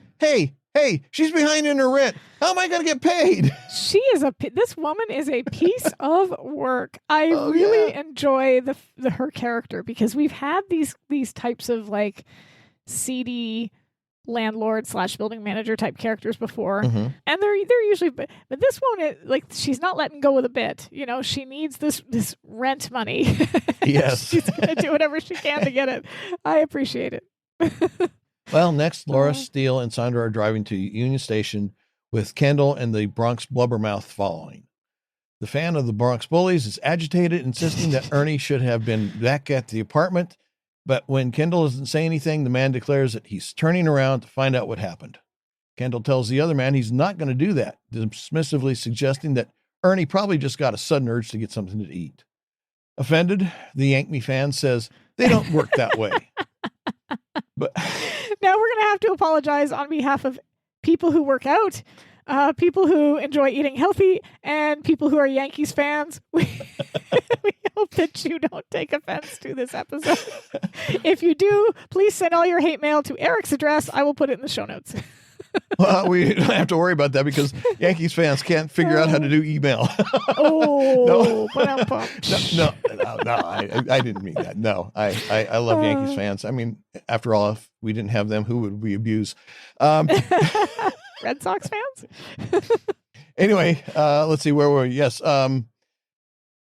Kendall says he doesn't care, telling him that the other man can look for his friend on his own time, but right now he's on Kendall's time, and Kendall is paying him to follow them as he jerks his head forward, indicating Lauren Steele and the rabbit in front of them. At Union Station, Joan, dressed in sweats and a headband, large bag over her shoulder, is standing next to a ticket counter, nervously looking around. Laura, Steele, and Sandra enter and begin surveying the cavernous space in search of Joan. Well, if you wanted workout gear that doesn't look like it's meant to be in an adult film, here you go. It is like you're literally just your sweatshirt and sweatpants. And I'm not a huge fan of the color blue, but I kind of appreciate, I like blue, but not that particular blue. I kind of appreciate that they don't have them in something that's like ridiculously sexy. Yeah, this is, I guess this is one of the things I appreciate about the show is that Laura usually looks good. Weird canary knitted vest notwithstanding. She's generally dressed well. They don't typically sexualize her unless it's for she has to hit on a suspect or something like that. Come to mama. Right. Or she's wearing that like little bikini in Second Base Steel. But for the most part, her clothing is usually very classy and usually it's attractive. Even that, I know you didn't like the tube top in that season 3 episode, but even that wasn't, I don't think, overly sexualized. It was just because she had like a pair of high-waisted pants on that kind of, I don't know. I like the fact that in modern day, like in a modern show, if you're going to have a character put on sweats and go running, they'd probably be like little short shorts, or like there'd be a tank top, like there'd be something sexualized about it. But this is just what you'd wear, like sweatpants and a sweatshirt. It's, it's your lounging around the house outfit. I appreciate it. Yeah. So, yeah. Anyway, Laura, oh yes, I already did that one. Through another door, we see the bleacher bum enter, and he begins looking around for Joan. Outside, we see Gullickson pull up with his 2 lackeys. They get out of their car and also head inside the station. Inside, Joan is still nervously looking around, but the devotee of the evil empire has spotted her and begins to make his move. This is how I talk about Maple Leafs fans. So anybody who likes to make me laugh, this is exactly what I would be doing at this point. Well, at the same time, Sandra spots Joan and alerts Steele and Laura. Joan spots the Yankees' yuck and begins to run at the same time that Sandra calls out to her. Steele begins to give chase, and as Gullickson is buying a candy bar, why did you stop to buy a candy bar? Hey, his blood sugar dropped. He needed the. But I gotta say, Steele is fast when he's really running. He's fast. Like, Brosnan is a fast runner, and as a bonus, he doesn't look like Tom Cruise when he runs. What does Tom Cruise look like when he runs? Oh my God! It's a running joke that every movie that Tom Cruise does, he has to run, but he always runs like this, like the Terminator. It's always really like a stiff arm out front. Yeah. It's silly. It's a silly run. So but I didn't realize how fast Brosnan was. You watch this shot, and he's motoring. He's going. He might not like it, but he's quick. Anyway, so yes, at the let's see, Steele begins to give chase as Gullickson is buying a candy bar. The commotion catches Ivory's attention just as Joan runs out the side door. These men are also not like trained kidnappers / extortionists, well, so they're not the brightest. Like, oh, I think I'll get a candy bar while I'm waiting for my. Well, the other of Gullickson's goons says it's her, while Ivory spots Steele and tells Gullickson, "Hey, that's the guy from the health club." And so they all take after Joan. In the meantime, Laura spots the baseball cap guy and points him out to Sandra as the other guy who was chasing her. Sandra urges Laura to come on, let's slow him down. They run up to a fully loaded baggage cart and shove it right in the way of the man, and he collides with the cart and is called out. Outside, Steele is chasing Joan and hollering, "Wait, I'm trying to help." Inside, the baseball cap guy pulls a gun, but Laura swings a suitcase, connects, knocking the gun out of his hand, and then grabbing the gun herself, points it at him, telling him he's got a lot of explaining to do. Steele continues chasing Joan, entering yet another part of the station, and he's getting overheated. So as he's running, he removes his suit jacket, throws it down, and complains that this is becoming an expensive habit. Well, he didn't have to throw it away. I get taking it off, but he could have just held on to it as he ran. He just tosses his jacket. These are tailored suits this man buys, and he's just throwing it away. What is wrong with you? I mean, well, he can buy another one. What's the big deal? He's not paying for it. The agency is, right? He shouldn't complain that it's getting to be an expensive habit. Anyway, Joan is in far better shape than Steele. Plus, she's not encumbered by inappropriate clothing or shoes for running. True. And she is too far ahead of Steele for him to catch up. And in the process, he's apparently lost sight of her. He stops, pauses to catch his breath, then spots a tunnel that is apparently a shortcut that will put him in front of Joan as she runs from the tunnel that she ran into. I don't know how this happens. I don't either. My guess is because it's actually I thought it was a tunnel, but it turns out they're on top of a train platform. So they're actually underground going up, not the other way around. Mm-hmm. So my guess is that he just went the opposite way. Like there's probably 2 entrances to this platform and he went around the other way and managed, but she's ahead of him. So that, I don't know. this is the point where visually things just start falling apart for me because of that sort of thing where you're trying to visualize, well, how does this work? I can't see how it does work. I see. I like. There's so much about this episode I like that these little bits don't bother me as much. I guess maybe if I didn't like the overall episode, this would irritate the crap out of me. But because I like the overall part, sorry, there's also a comment saying it would pay to follow Steele and then resell his clothes on eBay. That is a good idea. That is actually fantastic. but yeah, if I didn't care for the larger story and some of the other elements like the score music and some of the atmospheric scenes, then yeah, this would annoy me. But I'm waving. Yeah. It's getting breezy in here with all the hand waving. As Joan is crossing what seems to be an abandoned platform, Steele crouches behind a short concrete wall, waiting. Joan, now clearly starting to become exhausted, runs past the wall where Steele is hiding, giving him the opportunity to spring up behind her and grab her. She fights as he tries to tell her that he's only trying to help, but she kicks him in the shin and gets away. Bent over in pain and exhausted himself, Steele calls out after her, "Go on, run, take off. That's it. I mean, what difference does it make to you that you almost got someone killed at the triathlon, eh?" Well, at that, Joan stops running. She's not only physically exhausted, but emotionally exhausted as well. But Steele continues to berate her. "Oh, no, don't stop. I mean, it's clear you don't care about anyone else but yourself. Go." She continues to try to catch her breath, half turns towards Steele, and then, still breathing heavily, says, "You're talking about the girl I switched numbers with." She pauses, waiting for a response, but getting none, she asks, "Is she okay?" Again, she waits for a response, but again, gets none. Apologetically, she begins, "I couldn't think of anything." She pauses and then begins again. "I didn't mean for her to get hurt." This is one of those things where we know now that we've seen the episode that she was never in any real danger because it wasn't Gullickson that was following her at the race. It was Kendall and his guys, and they just wanted to like bring her to Kendall. But she didn't know that. And so switching those numbers when she's genuinely thinking her life is in danger is knowingly putting someone else. Well, the thing is, she might have encountered Gullickson's guys already, though. We don't know that. Well, but what I'm saying is like, and there's actually an implication that that's the case. Yes, that's what I'm saying. Like Joan didn't know that Laura was never in any real danger. Joan thought these men are after me. They're going to hurt me. I gotta do something. And so you can.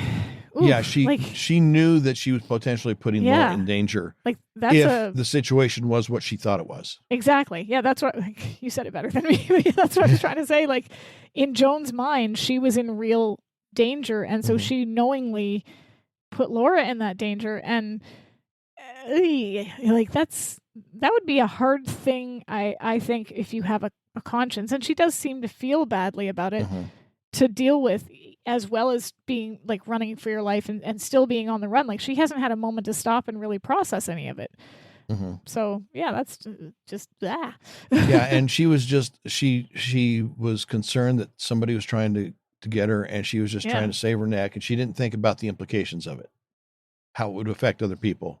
Yeah, and it's only now that I think that Steele is pointing out, like, go on, run. It's only, you only did this and this and this. And she's like, oh, wait, well, I might have, So, yeah, it's a good scene. Leaning against the concrete wall for support and breathing heavily, Steele pants out, "Well, why don't you tell her yourself?" And frustrated, Joan asks who he is. Very slowly, still trying to catch his breath, he informs her that he is Remington Steele, a private investigator, and the woman she jeopardized is his associate, Laura Holt. So one of the comments stands upright. Here says, "In the moment she made the decision not out of malice," and that's true. Like I'm not saying she was making the decision out of malice; it was desperation. But yes, yeah.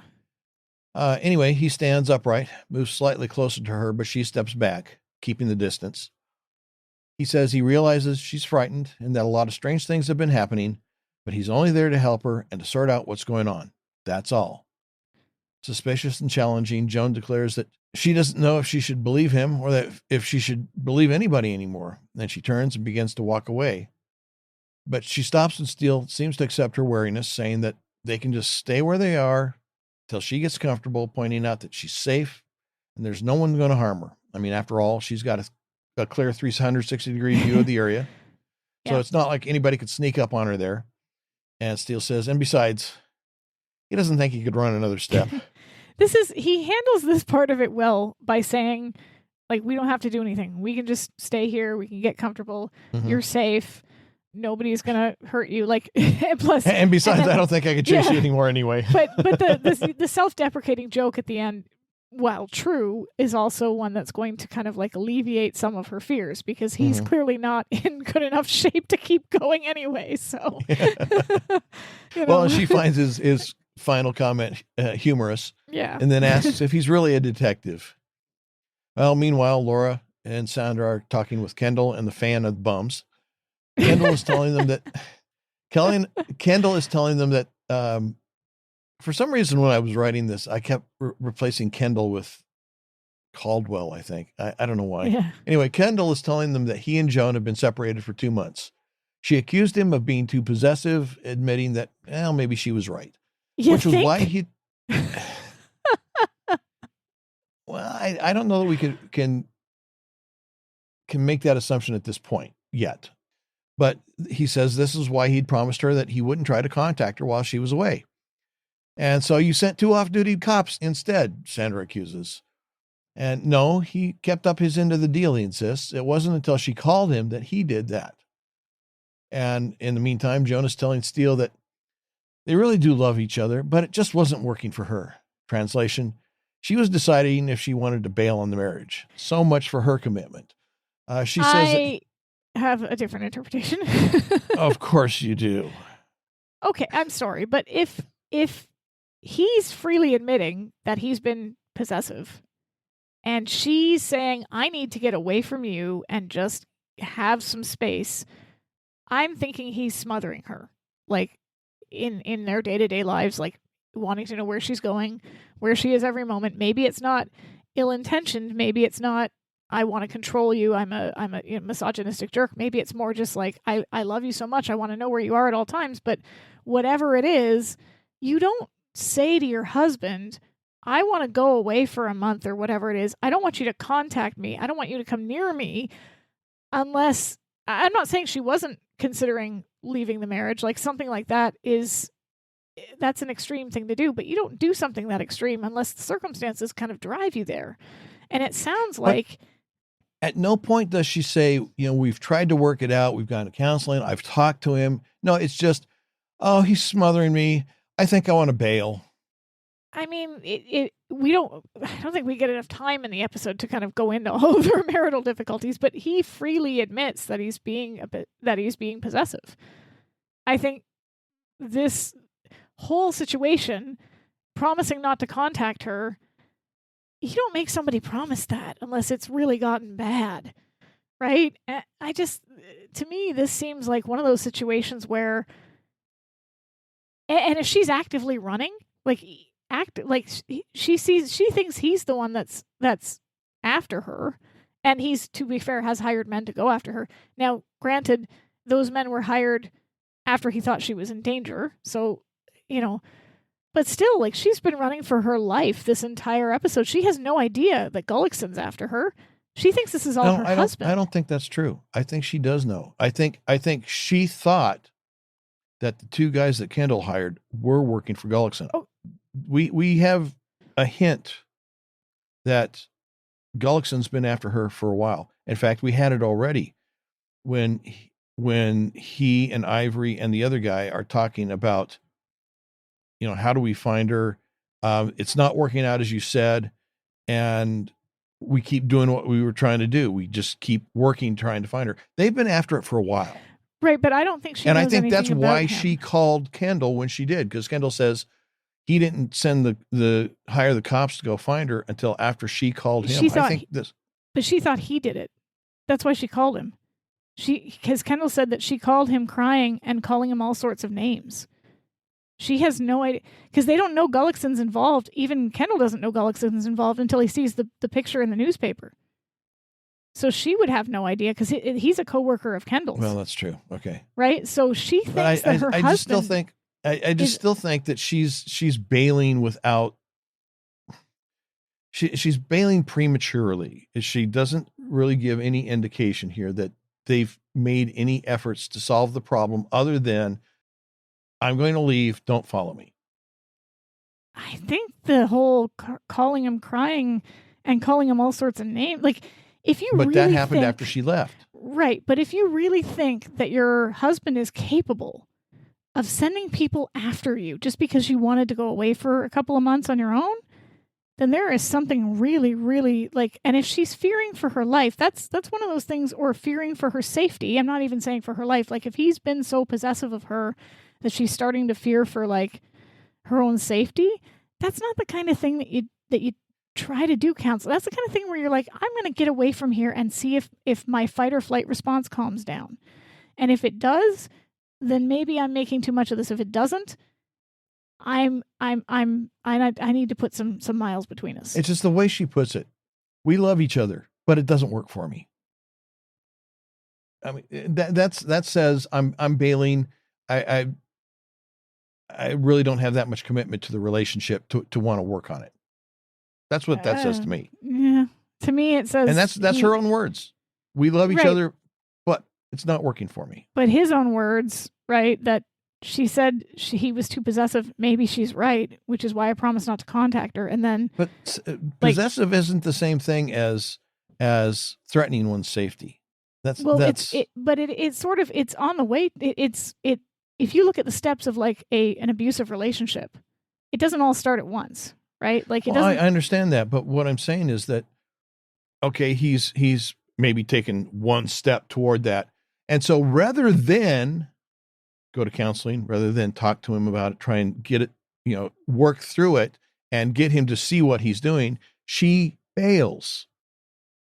She says, I'm done because you've taken one step out of 100 that's going to take you over to there. And there's no way I'm going to stop you from going there. So I'm just going to leave and decide if I really want to stay in this relationship instead of trying to work on it and trying to make you see what I'm just going to scream at you and tell you you're possessive and then walk out.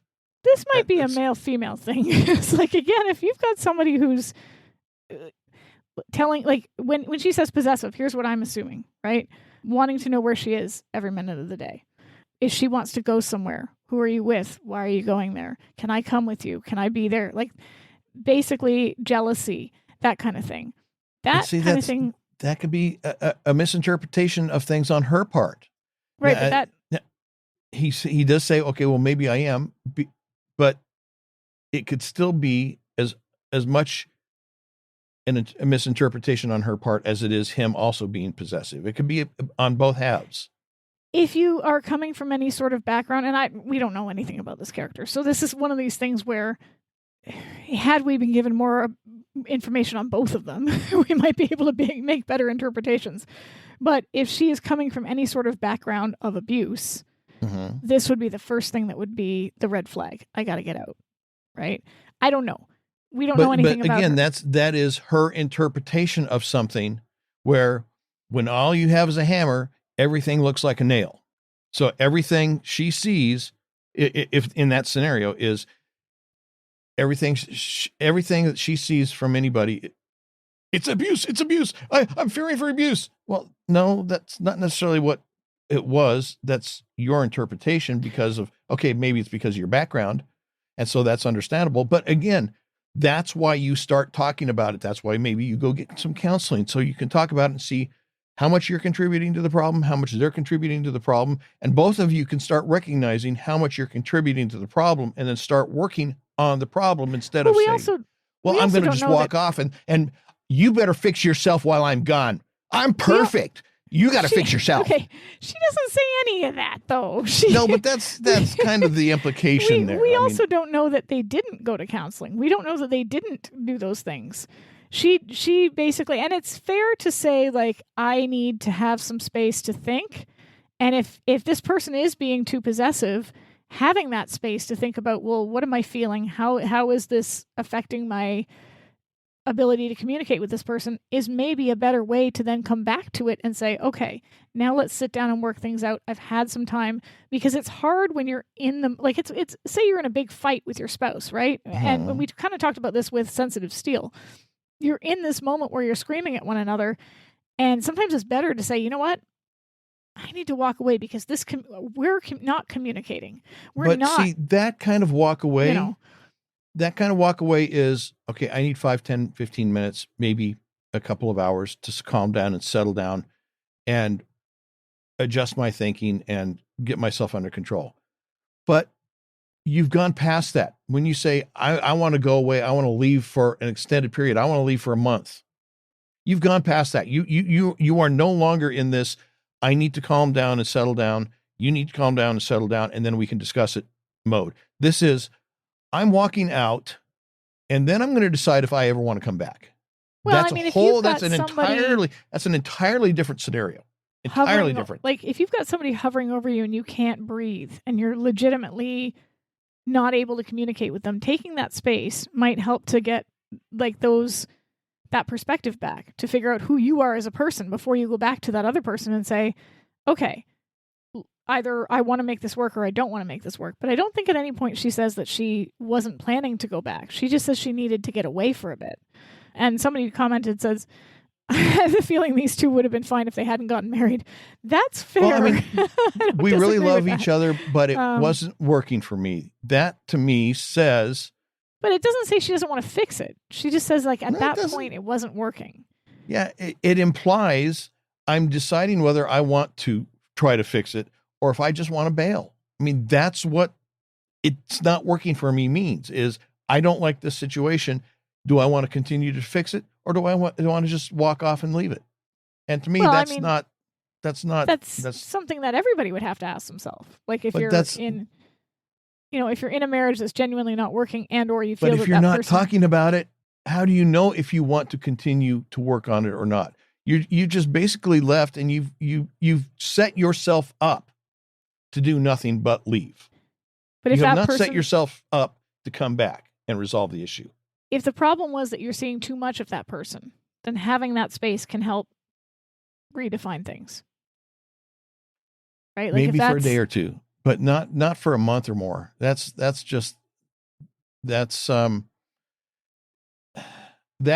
over. We just haven't admitted it yet. Plus, I think if you genuinely believe your spouse to be capable of sending men after you, then there's something that's more toxic to the relationship than we are seeing in this conversation. And again, it could be in her mind based on, whatever in her past has created this mentality in her that says, saying, well, like, this is, I just know that, like, if I said to Scott, I'm leaving for a month, and then somebody came after me, my initial thought would not be, oh, he sent men to come after me. Like, that's not how I would think, because he's not that kind of person. But if Kendall has been smothering her, possessive, not letting her have space to breathe, and also this is the 80s. If she thinks Kendall has been smothering her, if she thinks that Kendall is this kind of a person. He admits that she's right. He says he's too possessive. He admits to that one. Well, he says maybe she was right, but he's not fully admitting that she's not with that he's totally responsible and she's not without. I'm not saying she's not without fault. I'm just saying that if you are in conflict with somebody 24/7 and you can't resolve it in that moment, and keep in mind, this is the 80s. If you suggest to a man in the 80s to go to marital counseling, most of them are going to laugh you out of the room. It was not I don't know. Were you a man in the 80s? No, but counseling of any form is something that is more and more, it's becoming more and more acceptable now, but the concept of therapy back then was considered to be something that only bougie people do. And even then, only bougie, really, really rich people do. And even then, only bougie, really, really rich people without any actual real problems do.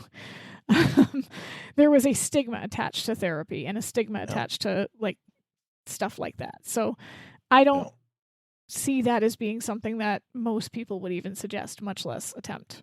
Well, anyway, I disagree. I think she's email us. Already made up her mind, and she's decided to try and write the whole thing off. But anyway, back into the episode. Joan says that Kendall had promised that she could get away for a while without him interfering. So she left New York to go to San Diego because she loves athletics and it's a great town for it. And my question is, why would San Diego be better than New York or say anywhere else for training? I mean, weather, New York, you've maybe? got Central Park where muggers will motivate you to run faster and farther than you ever have before just to keep from getting killed. I mean, what could be better motivation for running than that? And what is it about San Diego? What is so great about San Diego when it comes to I don't know about athletics? San Diego specifically, but I think there is somebody that was listening that is from there or loves San Diego, so please let us know. But I would suggest that maybe the weather of California is the motivator, because you can't, if you're a runner, the only way you can run during the winter is if you find an indoor facility to do it. And that's not like the same as running on pavement.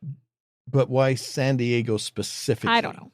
You know, I mean, you could have picked Los Angeles, you could have picked Miami, or, you know, anyone, you know, maybe there's a lot of pathways. Albuquerque, whatever. I mean, there's lots of places, but she chose San Diego specifically. And I'm just wondering why that makes, why San Diego is so much better for athletics and training than, you know, some other place. I just Googled it, and apparently San Diego is a premier destination for runners, offering a vast, diverse network of pathways, including flat coastal boardwalks, bayfront trails, urban park paths, and inland canyon dirt walls. Popular spots include the 13-mile Bayshore Bikeway, scenic Mission Bay Pass, and varied trails of Balboa Park. So it's the city's year-round temperature weather makes it ideal for running, with numerous group runs, including the November Project and local running clubs. So that's my guess was weather, but apparently there's also, and the reason why I suggested like paths, because somebody said too many Yankees fans, is because the city that I'm from, London, Ontario, is known as the Forest City because we have the most trees per square meter or something like that in any city in Canada. Like, there's so much green space, and we have an interconnected series of paths through the river and around the city that you can pretty much get most places without actually having to encounter a street if you're so inclined. So like London's a pretty good space for that kind of a thing as well. Although we have a winter, so that whole running in the winter thing, not really not a popular thing to do. But yeah, that was. It's funny though, because we have people that ride bicycles year round up here. Yep, same. We do too. It's just weird. You know, and if you're gonna ride a bicycle year round, I guess people could run year round regardless of the weather. They could. They don't, but they could. Anyway, Joan tells Steele that she just wanted to train and try to forget about things for a while. But then her friend told her that 2 men came looking for her, and she confirms that it was a black guy and a Latino guy. Now, back with Laura, Kendall is explaining that Joan had called him out of the blue, crying and calling him all sorts of names. He tried to calm her down, but all she could say is, "How would I send people after her?" Kendall said it didn't make any sense. I mean, after all, who would be after his wife? So he hired some people to find her and to try to find out what was going on. And Laura asks, well, then why the James Bond routine at the triathlon? Kendall jerks his head toward the Sultan of Sloth, saying that it was their idea. They were supposed to just contact her and bring her to Kendall because he thought that she would run away if she saw him first. And Laura scolded him, saying that she doesn't agree with what he did, but then with a more sympathetic tone says that she does understand why he did it. Well, the Pinstripe Patriot is fed up with the insults and demeaning comments, such as a Yuckies fans should be used to by now. Do you have a list of like all of this? I just... And with a surly tone, he asks Laura if he can have his gun back. Annoyed, Laura pulls it out of her purse and hands it back. Not any happier than he was a moment before when he didn't have his gun. The New York No Star tells Kendall he's going to go find his partner and that he's going to send Kendall a bill.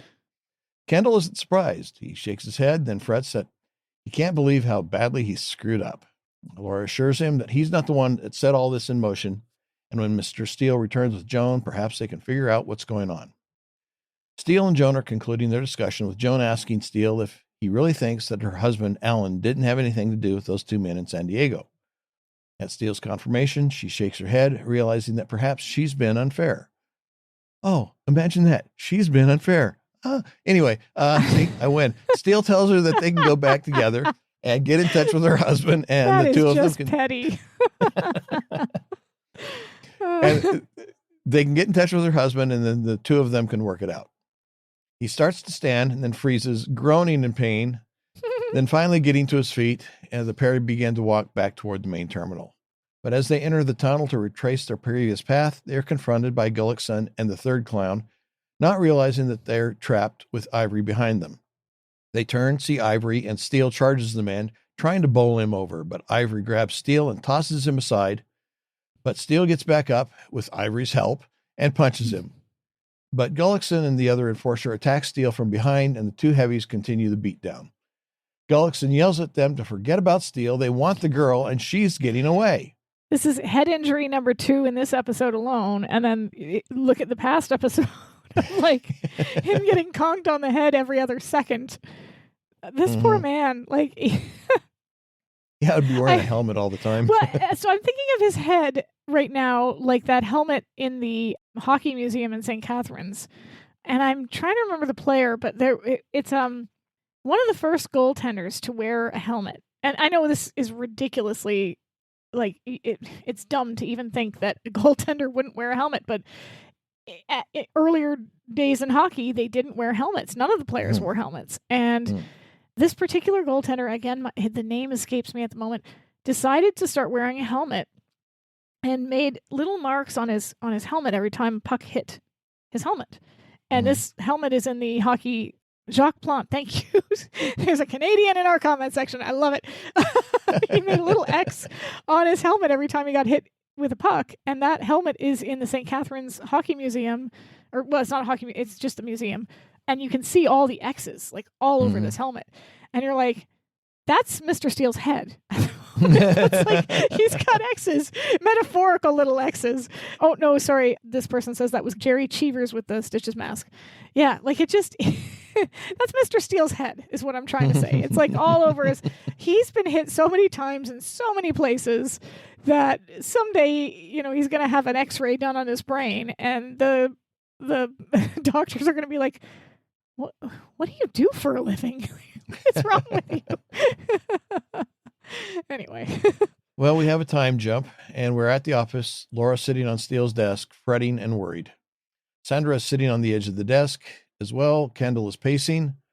The phone rings. Everybody's attention is grabbed by it. Laura frantically reaches for it, stands as she hopefully answers it. But it's not Steele. It's his tailor calling to tell him that his suit is ready.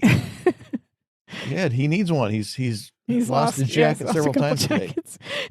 Kendall looks at his watch, says it's been 4 hours since he's disappeared, along with Joan. Mildred comes in carrying a newspaper and several other sheets of paper and announces hopefully that she thinks she's got something. She's found several references to an athlete named Thomas Ivory, a former world-class sprinter before he got involved in blood doping scandal about 5 years ago. So, blood doping, Laura asks? I looked into this because I was really curious. I hadn't I've heard of steroids, but I had never heard of the term blood doping. So I looked it up, and it is the misuse of certain techniques and or substances to increase one's red blood cell mass, which allows the body to transport more oxygen to muscles and therefore increases stamina and performance.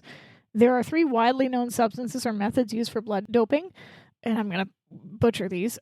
Erythropoietin, synthetic oxygen carriers, and blood transfusions. Each is prohibited under the WADA prohibited list. So I'm looking at Sport Integrity Canada when I looked that up.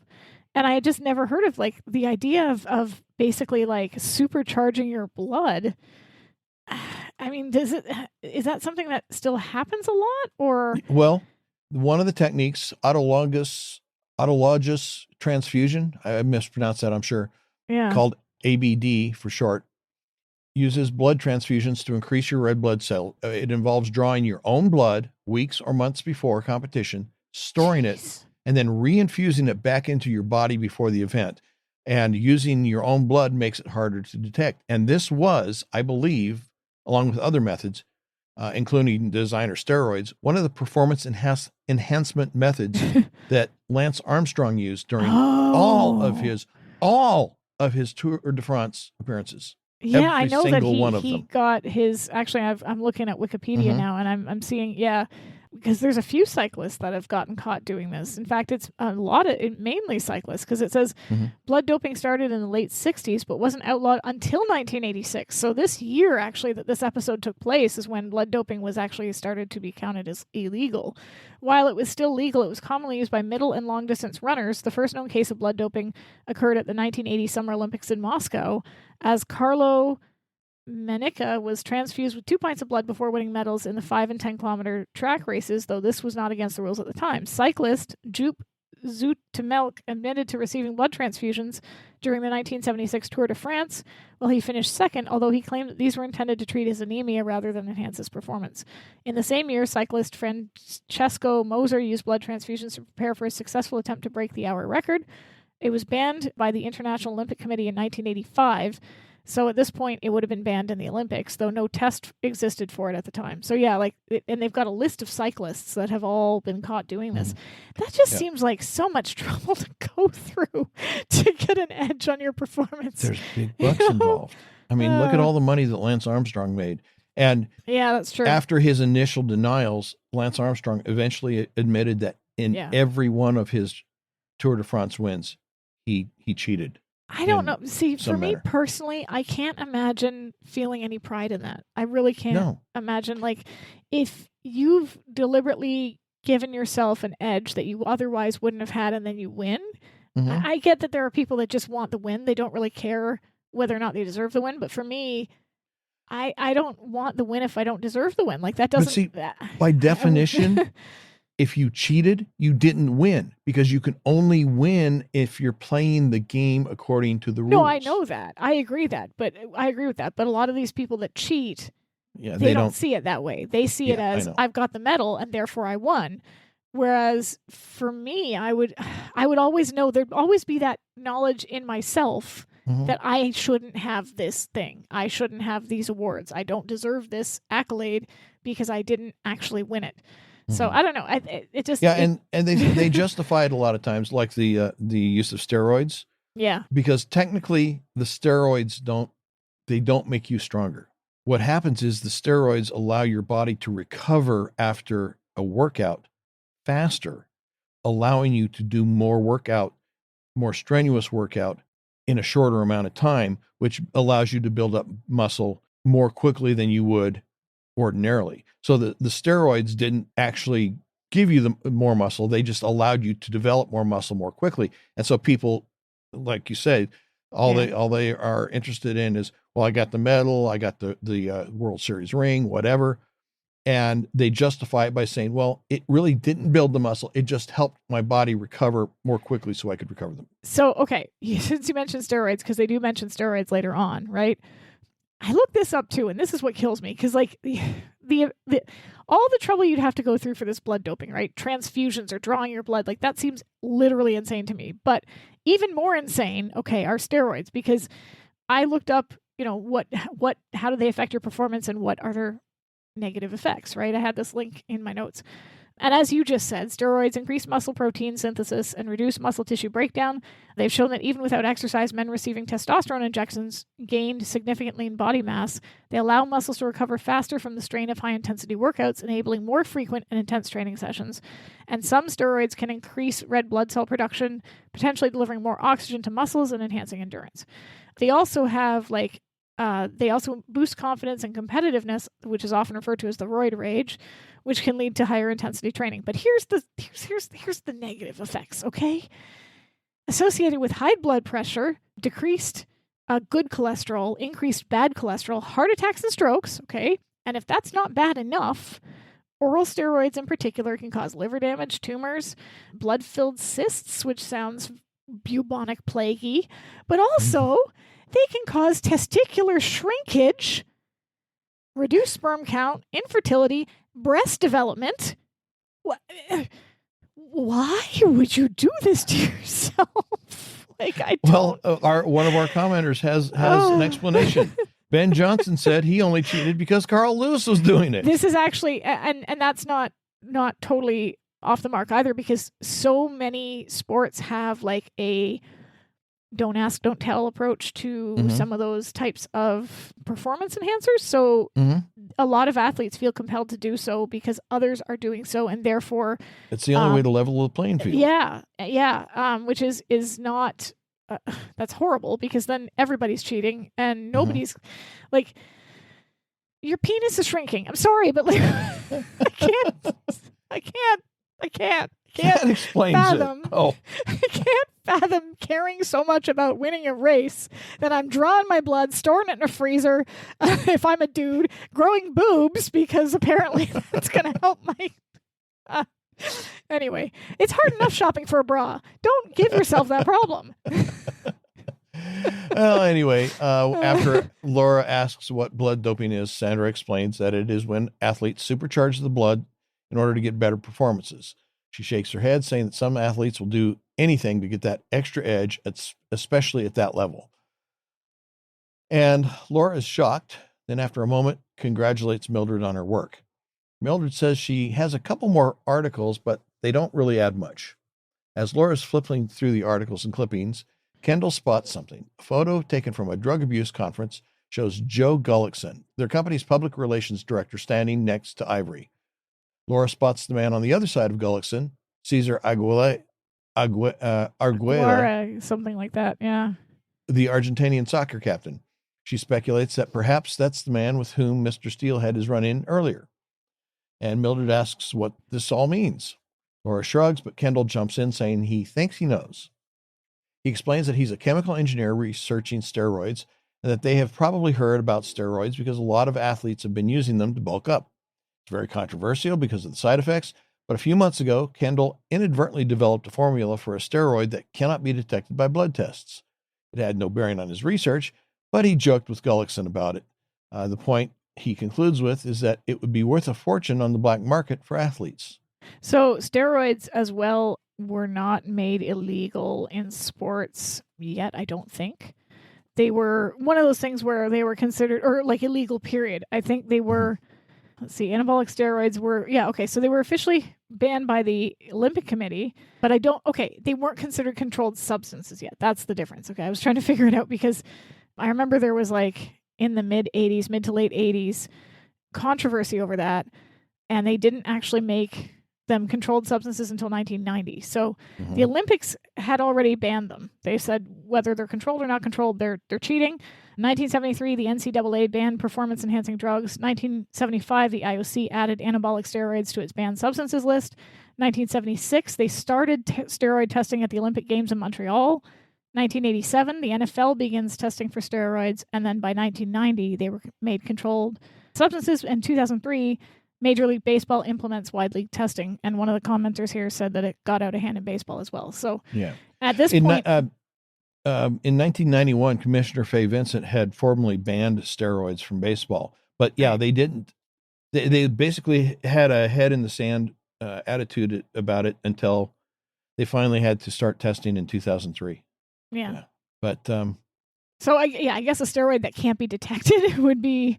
Well, and that's been... It's like the cookie that doesn't have any calories, right? Well, but see, that's the things that have been being developed over the last 20 or 30 years is these companies are dedicated. I mean, they've got multi-million-dollar research projects to develop these non-detectable steroids. Now, eventually the powers that be come up with tests to detect these things. In fact, it may be the same companies creating the steroids come up with the test. That way they make money on both ends of it.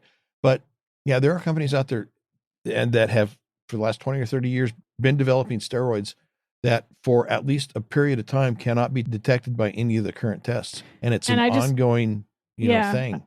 I just Googled it because I was curious. And to be fair, this is the AI overview, but it's taken from PubMed Central. While all anabolic steroids are banned in professional sports, there are steroids and performance-enhancing drugs that can be difficult or temporarily impossible to detect. These are typically referred to as designer steroids or designer drugs, synthetic compounds specifically engineered to mimic the effects of known steroids while lacking the chemical markers that standard drug tests look for.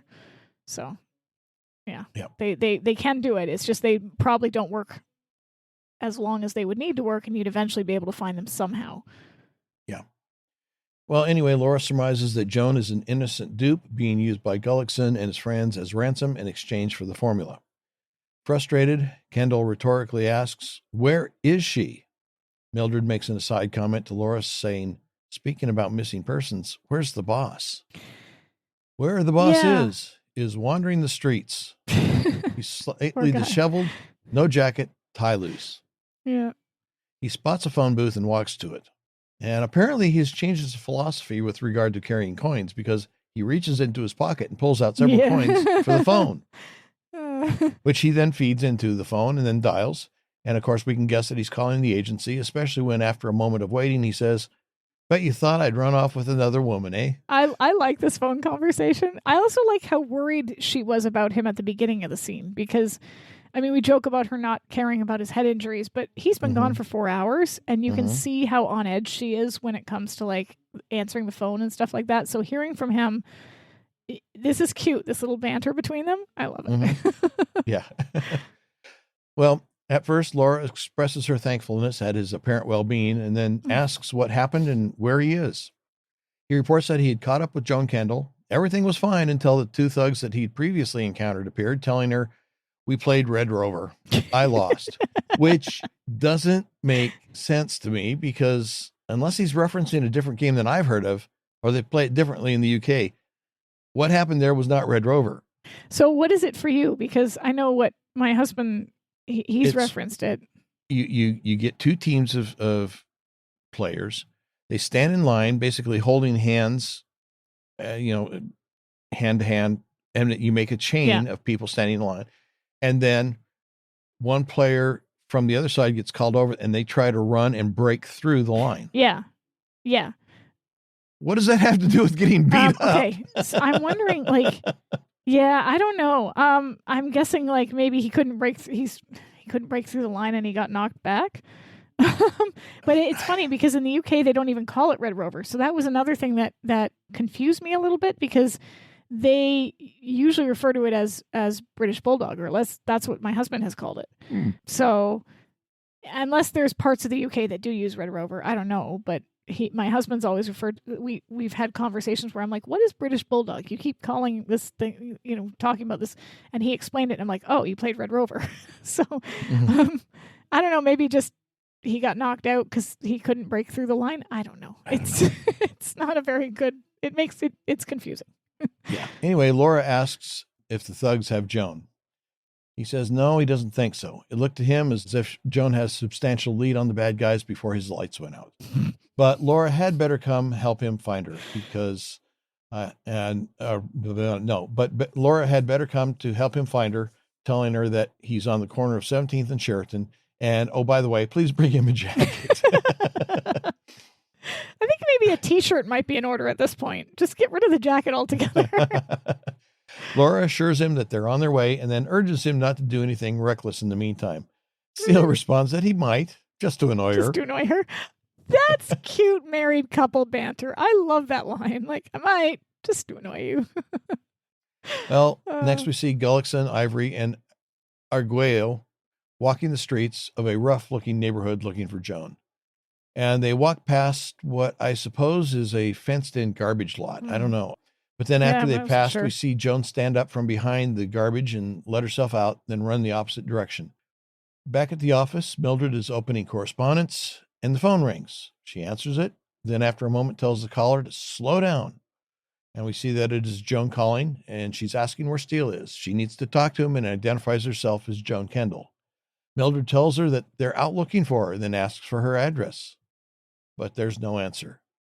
Mildred recognizes that the line is still open, but no Joan. Then we see the phone receiver dangling, and Joan is nowhere to be seen. Then we see Ivory across the street. He seems to have spotted the phone and begins walking toward it. Next, Laura Kendall and Sandra are arriving in the Rabbit to meet Remington. Laura gets out dressed in a blue sweat outfit. It seems familiar. She hands Steele the leather jacket, that leather jacket that you love so much. Yeah. Okay. So I love the whole decoy thing. Laura in the blue sweatsuit. Did she go to did they stop at Walmart for her to buy it? Did she just have it in her closet? Like, it seems awfully convenient that she managed to have the exact same blue sweatshirt and blue sweatpants that Joan's got on. It just, maybe she did. Maybe she had them in the closet. Maybe she stopped by the store. Who knows? Yeah. Anyway, she hands the leather jacket to him, telling him it was the best she could do on short notice. She looks him over. Like that jacket. Hoping he loses it as he's running after somebody this time. Yes. She looks him over, taking in his condition and then complaining, "What am I going to do with you?" I don't know. That sounded affectionate to me. Like, oh, what am I going to do with you? You keep getting beaten up. Yeah, it is. Anyway, Steele spots Kendall and says, Alan Kendall, I presume. They shake hands and Kendall begins to apologize to Steele, but Steele stops him, telling him that they'll exchange regrets later. But right now, they need to fan out and look for his wife. Laura says that what they should do is flush out Ivory and the others before they can get to Joan. And suspiciously, Steele asks how they're going to do that. He's taken one too many shots to the head. She's wearing the sweatsuit. Come Exactly, on, man. yeah. Like, you're not that dense. I know you're not that dense. She shows up in the exact same outfit. She's been mistaken for Joan already. This may be deliberate ignorance just to get her to admit what she's, I think I know what you're thinking, but surely you can't be thinking what you're thinking. So tell me, what are you thinking? And don't call me Shirley. Anyway, Laura puts on a headband and answers by giving them another Joan to follow. And concerned at the risks, he asks if she really intends to go out as a decoy. Well, why not? It's a good idea. It worked once. They can do it again. Steele leads her off to the side and then once again points out her double standards with regard to their comparative behaviors, asking, Laura, how is it when I do something dangerous, it's reckless, but when you do something suicidal, it's a good idea? I don't know about that because he's been bait a lot. So at this point, I don't necessarily think that. But it's always her idea. Yeah, it is always her idea. But he's right. If he ever came up with such an idea, she would just. Oh, sure. Yeah. Girl math. Yeah. But you'd think he'd be relieved that this time he's not bait. Well, yes and no. I mean, he's relieved he's not. He's not real happy that she is. Yeah, but again, Laura, having no answer, she swerves to avoid answering by saying, this is no time to argue semantics. Plus, I don't think he would look half as good in that blue sweatsuit. So that's true, too. And he just doesn't have the figure for it. Anyway, exactly. As he watches Laura move off, Kendall turns to Steele and evaluates. Strong woman. Headstrong is what comes to mind amidst Steele. Then he and Kendall and Sandra began following Laura at a walking pace. Well, we then see shots of Joan nervously wandering through the streets and alleys, looking over her shoulder, peering into the shadows, because it's dark now. And it's been that long since they've been out looking for her. Gullickson, Ivory, and Arguello are striding down the streets and through the alleys looking for Joan. We see Laura walking through a warehouse area, Steele following behind, and Kendall teamed up with Sandra. Okay. I love this scene. This scene is so atmospheric and it's so tense and suspenseful. The score music, yes, it's 80s. It is so 80s. Oh, but I love it. I got that noted in here. I hate that music. Oh, no, I love it. It's got this very synth noir 80s cop show or Magnum PI vibe. It's definitely not a Steele style. It's totally inappropriate for the show. I whether that's true or not, I love it. I love how it feels you can picture the way that the air is overly hot and the way that the night sounds are around. It's very visceral, and I love the whole scene. The shots of the train yard, it reminds me of, there's a movie called Judgment Night. I don't know if you've ever seen it, but it's got Cuba Gooding Jr., I think, Emilio Estevez, Jeremy Piven, and Stephen Dorff. And it's, and Dennis Leary, he plays the villain. And it's about these four guys that are going to a boxing match in Chicago, and their buddy rents this gigantic RV that he's basically just told the dealer he was going to buy it and got it for the night so they could go see this fight. And they end up in a big traffic jam and they get off on the wrong exit and they basically end up in the slums of Chicago in a very dangerous area. And they see somebody get shot and they get stuck in an alleyway and they find themselves running for their lives without the RV or any wheels or anything like that. And the whole movie is just them out on the streets without anybody to turn to, without being able to find help or get home. And this felt like that. It just had that same feel of impending danger. I don't know. I loved it. And I think I like the photography up to a point, and that point is when we start playing around with the trains.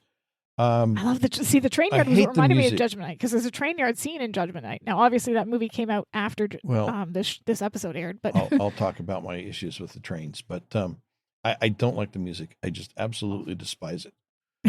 I love it. I love it. Anyway, we see Joan jogging between buildings, but she, in the process, bangs against a crowbar that is conveniently just happens to be sticking out in a most unnatural manner between pieces of old broken crates. And of course, the sound of it alerts Gullickson, Ivory, and Arguello, who begin running toward the direction of the sound. Well, Joan, realizing she's revealed her general location, quickly ducks behind some crates, hoping to hide.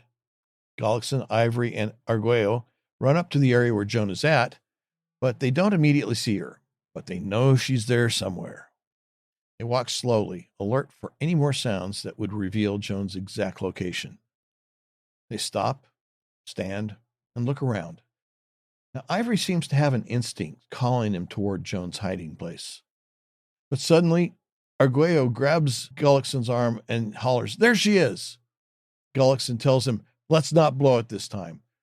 And then, coming back to join the others, Ivory and the other two men began moving quickly toward their supposed quarry, unaware that they've been decoyed by Laura. In the meantime, Joan continues to crouch behind the crates, having heard the men say, "There she is," and fearing to be found any second. Laura continues to walk through the alley of the warehouse area, seemingly unaware of the approach of Gullickson and his goons. Steele is out ahead of her direction of travel, hiding behind a large dumpster. Arguello is walking on a deck platform which passes by the dumpster where Steele is hiding as he paces Laura. As he passes the end of the dumpster, Steele reaches out, grabs his leg, knocking him down. Then he pulls him down to the ground and gives him what for. Then we see Gullickson walking past another dumpster filled with garbage and covered with several large portions of cardboard. Suddenly, Kendall jumps up out of the dumpster onto Gullickson, knocking him to the ground, Kendall landing on top of him. Then Kendall grabs a length of 2x4 off the ground beside him, stands for the best leverage, and then smashes the board down on Gullickson's head, knocking him out. Then we see that Ivory is on the other side of the dumpster, coming up behind Laura. Sandra runs out from her hiding place, then charges Ivory, attempting at least to slow him down. But Ivory's mama never taught him many manners, and he backhands Sandra across the face, barely slowing. Yeah, he hits her hard. Like, it wasn't even just like... That was something that was kind of surprising in the sense that she's not even involved in, like, she's just a random woman as far as they're aware, right? Well, and he's just like punching her in the face. Well, I guess he is presuming that she's part of the setup, trying to trap them. But my question is, how did they get ahead? They had been behind Laura. How did they get ahead far enough that they could get into hiding places before the other three men followed? It's just one of those things where you look at it and say, how did that work? Anyway, let's see. Yes, Laura takes off on a run. Steele, who's still working over Aguero, notices Laura taking off and Ivory giving chase. So he gives the man one final punch, then takes off after Laura and Ivory, while Kendall runs over to check on Sandra. Laura seem to be getting along well. If Joan and Kendall break up, I think Sandra and Ellen might work out. Laura heads for the train tracks, running through the industrial area toward them, and then climbs the ladder onto a maintenance platform next to an Amtrak passenger car, putting the car between her and Ivory. Ivory arrives but can't find Laura, so he starts climbing up the end of the train car and climbs inside. And this is the car that's next to where Laura is hiding on that platform. And as we view it, it's on the left-hand side of that platform. Important to note. Yeah. Ivory arrives, Steele arrives, and not seeing either Laura or Ivory, moves cautiously into the area, stopping near the car that Ivory had just climbed into. After a moment, he begins walking along the side of the car opposite of the platform where Laura is hiding.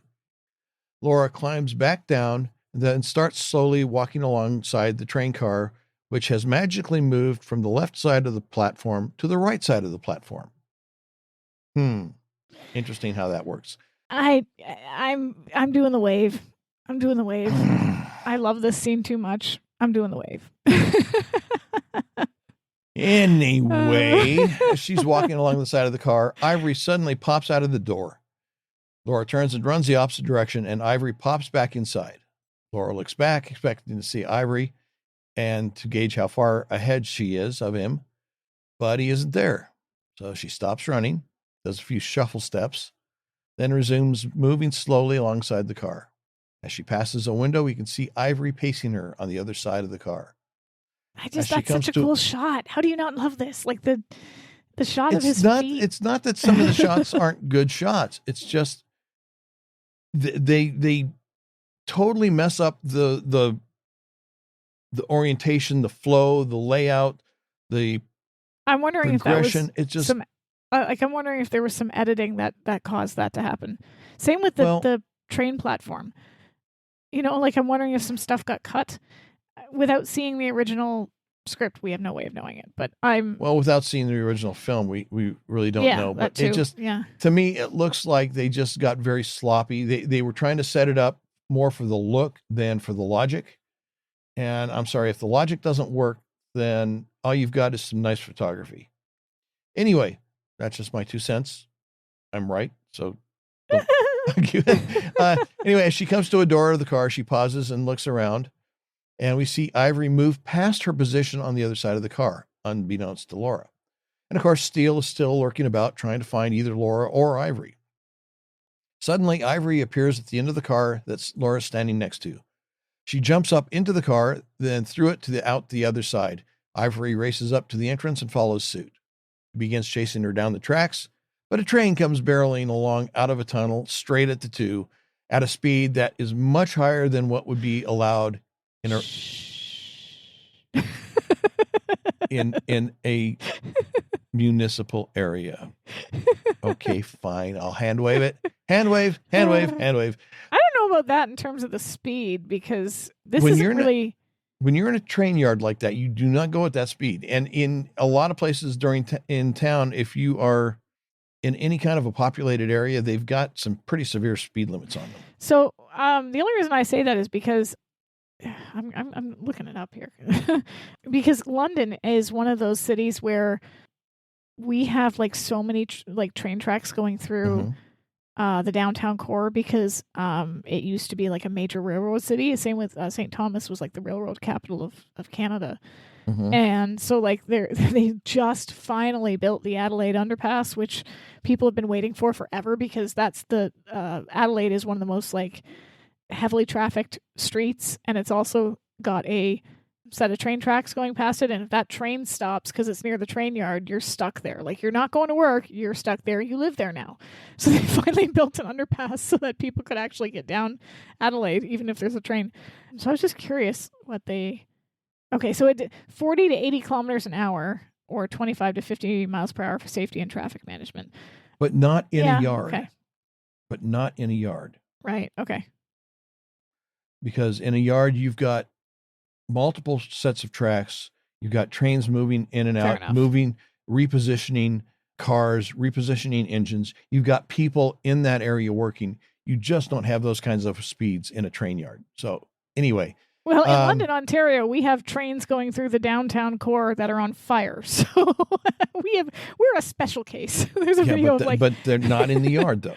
As long as they're not on fire while going through the yard. If they're on fire going through, there's literally a video of a CN rail train going through our downtown core, and it's like flaming.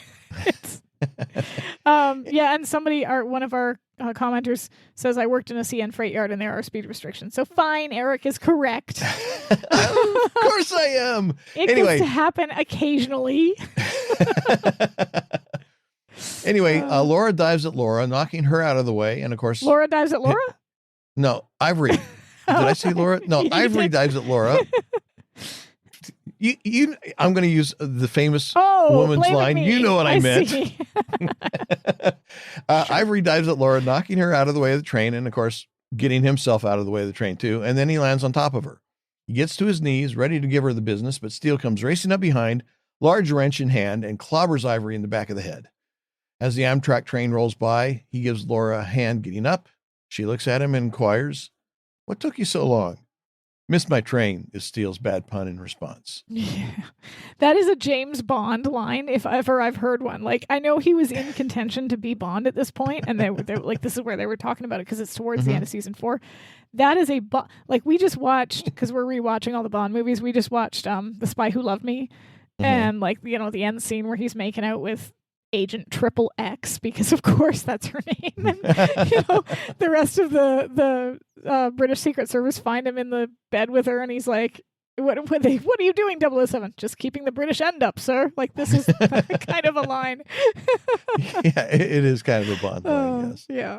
Anyway, the next day, or perhaps some days later, Laura and Steele enter the office, and I hate her hair. Mildred greets them with... this hair. Like, I like it when it's styled, when it's down and loose, like premium Steele. It's gorgeous there because they have a little bit of a curl to her hair when she's on that balcony, in that balcony scene. Her hair is heavily styled in that scene, but it's not out to here. It doesn't look like she just went through a wind tunnel. Like, what is wrong? Like, there isn't the ozone layer had a hole in it because of all the hairspray, and this is why. It just... They don't need so much in her hair. Like, the dress that she's wearing is nice. She's worn that dress before. I like seeing clothing make a reappearance, except for Steele's leather jacket that can die in a fire. But, like, this hair, it looks way too overdone. Yes. For what she's wearing. Well, and just in general, like, it doesn't suit her. Even if you take out the puffiness, just the... It's like square. It's got a square look to it. The whole, it's like the whole style of it is just wrong. Doesn't suit her face at all. I agree. No. Anyway, Mildred greets them with the question of how did it go? And grabbing a stack of mail from the desk and starting to thumb through it, Laura says it went fine, and that there are enough charges against Gullickson, Ivory, and Arguello to keep them behind bars for a long time. Steele tells Mildred that she, of the happy ending school, will be pleased to know that Joan and Alan have reconciled. Comment about the hair. Again, sadly pretty normal in the 80s. Love her natural long hair in seasons 1 and 2 better than anything. Yep. Agreed. Yeah, she looks gorgeous when it's just like either in a ponytail or just natural. Like natural on her. Yeah. Very much. Yes. Agreed. Anyway, Mildred acknowledges the happy news, then tells Laura that there's a package in her office. Laura looks at Steele and with a smirk tells him to follow her. I would just like to point out that Joan couldn't have had her foot too far out the door if they've reconciled. So. Well, this is quite some time later, and reconcile may be an overly optimistic assessment. Anyway, Laura tells Steele to follow her. Steele doesn't move right away. He looks at Mildred and asks, why do I get the sinking feeling that I'm in for an unpleasant surprise? Yeah, he looks worried. Mildred grins, tells him to relax. He'll get a lot of mileage out of it. That should have been his first clue that he's not going to want this present. Now, Steele makes his way to the office, and then once inside, closes the door behind him. Laura hands him a gift wrap box, saying, you earned it. Steele grins like a kid at Christmas who believes he's about to get the best present ever. No, he's not. He shakes it gently, then removes the bow and wrapping to reveal what appears to be a shoebox. He looks at Laura, a look of concern on his face. Yeah. He takes off the top, where this is headed. looks in and frowns. He reaches in and pulls out a pair of running shoes. Yep. Smugly, she informs him that with a set routine and some self-discipline, he should be able to run in the next triathlon with her. He puts his arm around her, pulls her to him, still holding the shoes in the other hand, and unappreciatively tells her thanks, and then adds that pursuing her is all the exercise he needs. He leans forward to kiss her as he tosses the shoes over his shoulder, and we freeze. So I wonder, here's my theory, and see if you agree or disagree. Probably disagree, because that's how this episode seems to be going, but I think the shoes were a joke. I think they were intended as a joke. I don't think she legitimately expected him to train and run with her in another triathlon. I think she knows him well enough to know that that's never going to happen, and that it was kind of like an affectionate, you've done so much running, here's some shoes, like teasing one another. Maybe, but you can't tell me that she's not going to try to use that to, oh, come on, you've got the shoes. Try running with me. Try to badger him into joining her. I mean, she's going to do it. She's going to do it. I don't see her doing it because I don't see her thinking it would ever work. And with enough badgering. Is there enough badgering in the world that could get Mr. Steele to run voluntarily? Hey, I don't think so. Women who love to badger don't care. Unless she's taking an article of clothing off every mile, then maybe I could see him running after her. But other than that, whatever you catch, you can keep. Exactly. Although I do think it's cute if she was trying to, if there was a genuine intention to get him to run with her. It is cute that she's trying to get him to do activities with her, even if they're activities that he would hate, because she's done activities with him. They've watched movies together that he loves, and she's committed a lot of crimes with him, so that could be considered a recreational event for him. I could see her trying to get him to do stuff that she enjoys, and this is something that all couples have, and it's one of those things where, depending on the level of hatred that the other person has for whatever the activity is, it could be hit and miss. Sometimes, one person's going to put up with an activity that their spouse likes because it's low effort and it's really it's not something that you would do on your own, but maybe you do it for the other person because you love them.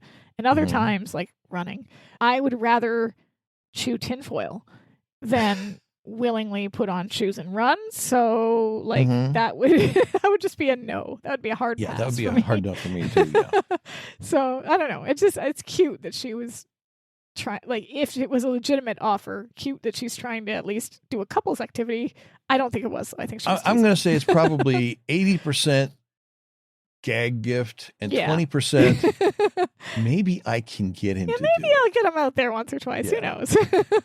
Yeah, either way. Yeah, and even if he doesn't run a triathlon with me, maybe I can get him to do, a charity run or something. Yeah, I can see them doing that. That's a cute tag. I like the ending of this one. I think it's very sweet. Her hair notwithstanding, I think this is a really cute little ending to this episode. I like this episode. Okay, that's one of us. There, I said it. Anything else? No, I think that's about it. We've disagreed for about 3 hours now. So yes, and we're doing good. I mean, we're doing a great job. Yeah. Any chance of a reconciliation? No, I'm out of here. I need. Don't send anyone after me either. On the website, SteeleWatching.com, we have show notes. No Amazon links. We had no movie references in this one. Yeah, I couldn't think of any. And links to various resources such as the Facebook page, the Instagram, the Twitter/X, whatever you want to call it. There are also links on the website to, buy us a coffee, become a monthly supporter, buy some merch like our cool shirts. And you can also join the officially unofficial Facebook group, Steele Watchers, where we post screenshots and have debates and all kinds of fun stuff, fan fiction, all kinds of enjoyable things. So join us.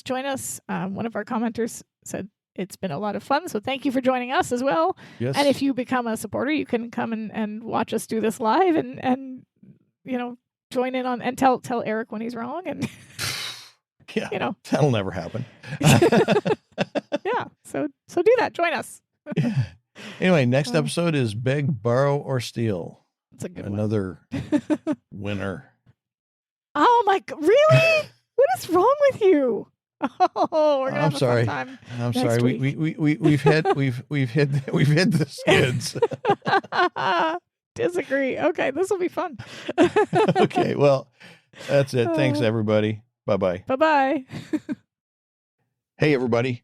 Eric and Sara here. Just a quick announcement to let you know that, yes, we do appreciate everyone who listens, participates, and supports the podcast in whatever way you do. But we wanted to give an extra thank you to those who are so graciously giving to be monthly financial supporters. We are making live streams of our recording sessions available to anyone who is a monthly financial supporter.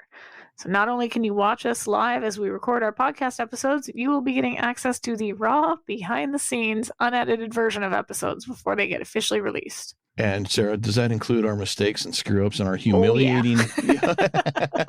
Yes, Every it does. single one of them. Every single one of them, yes. So again, this is just an extra thank you to those who are going above and beyond. But whether you choose to become a monthly financial supporter or not, we still love you. We want to say we thank you for your support, your encouragement, and your feedback. If you want to become a monthly financial supporter, please visit our website at www.SteeleWatching.com to sign up.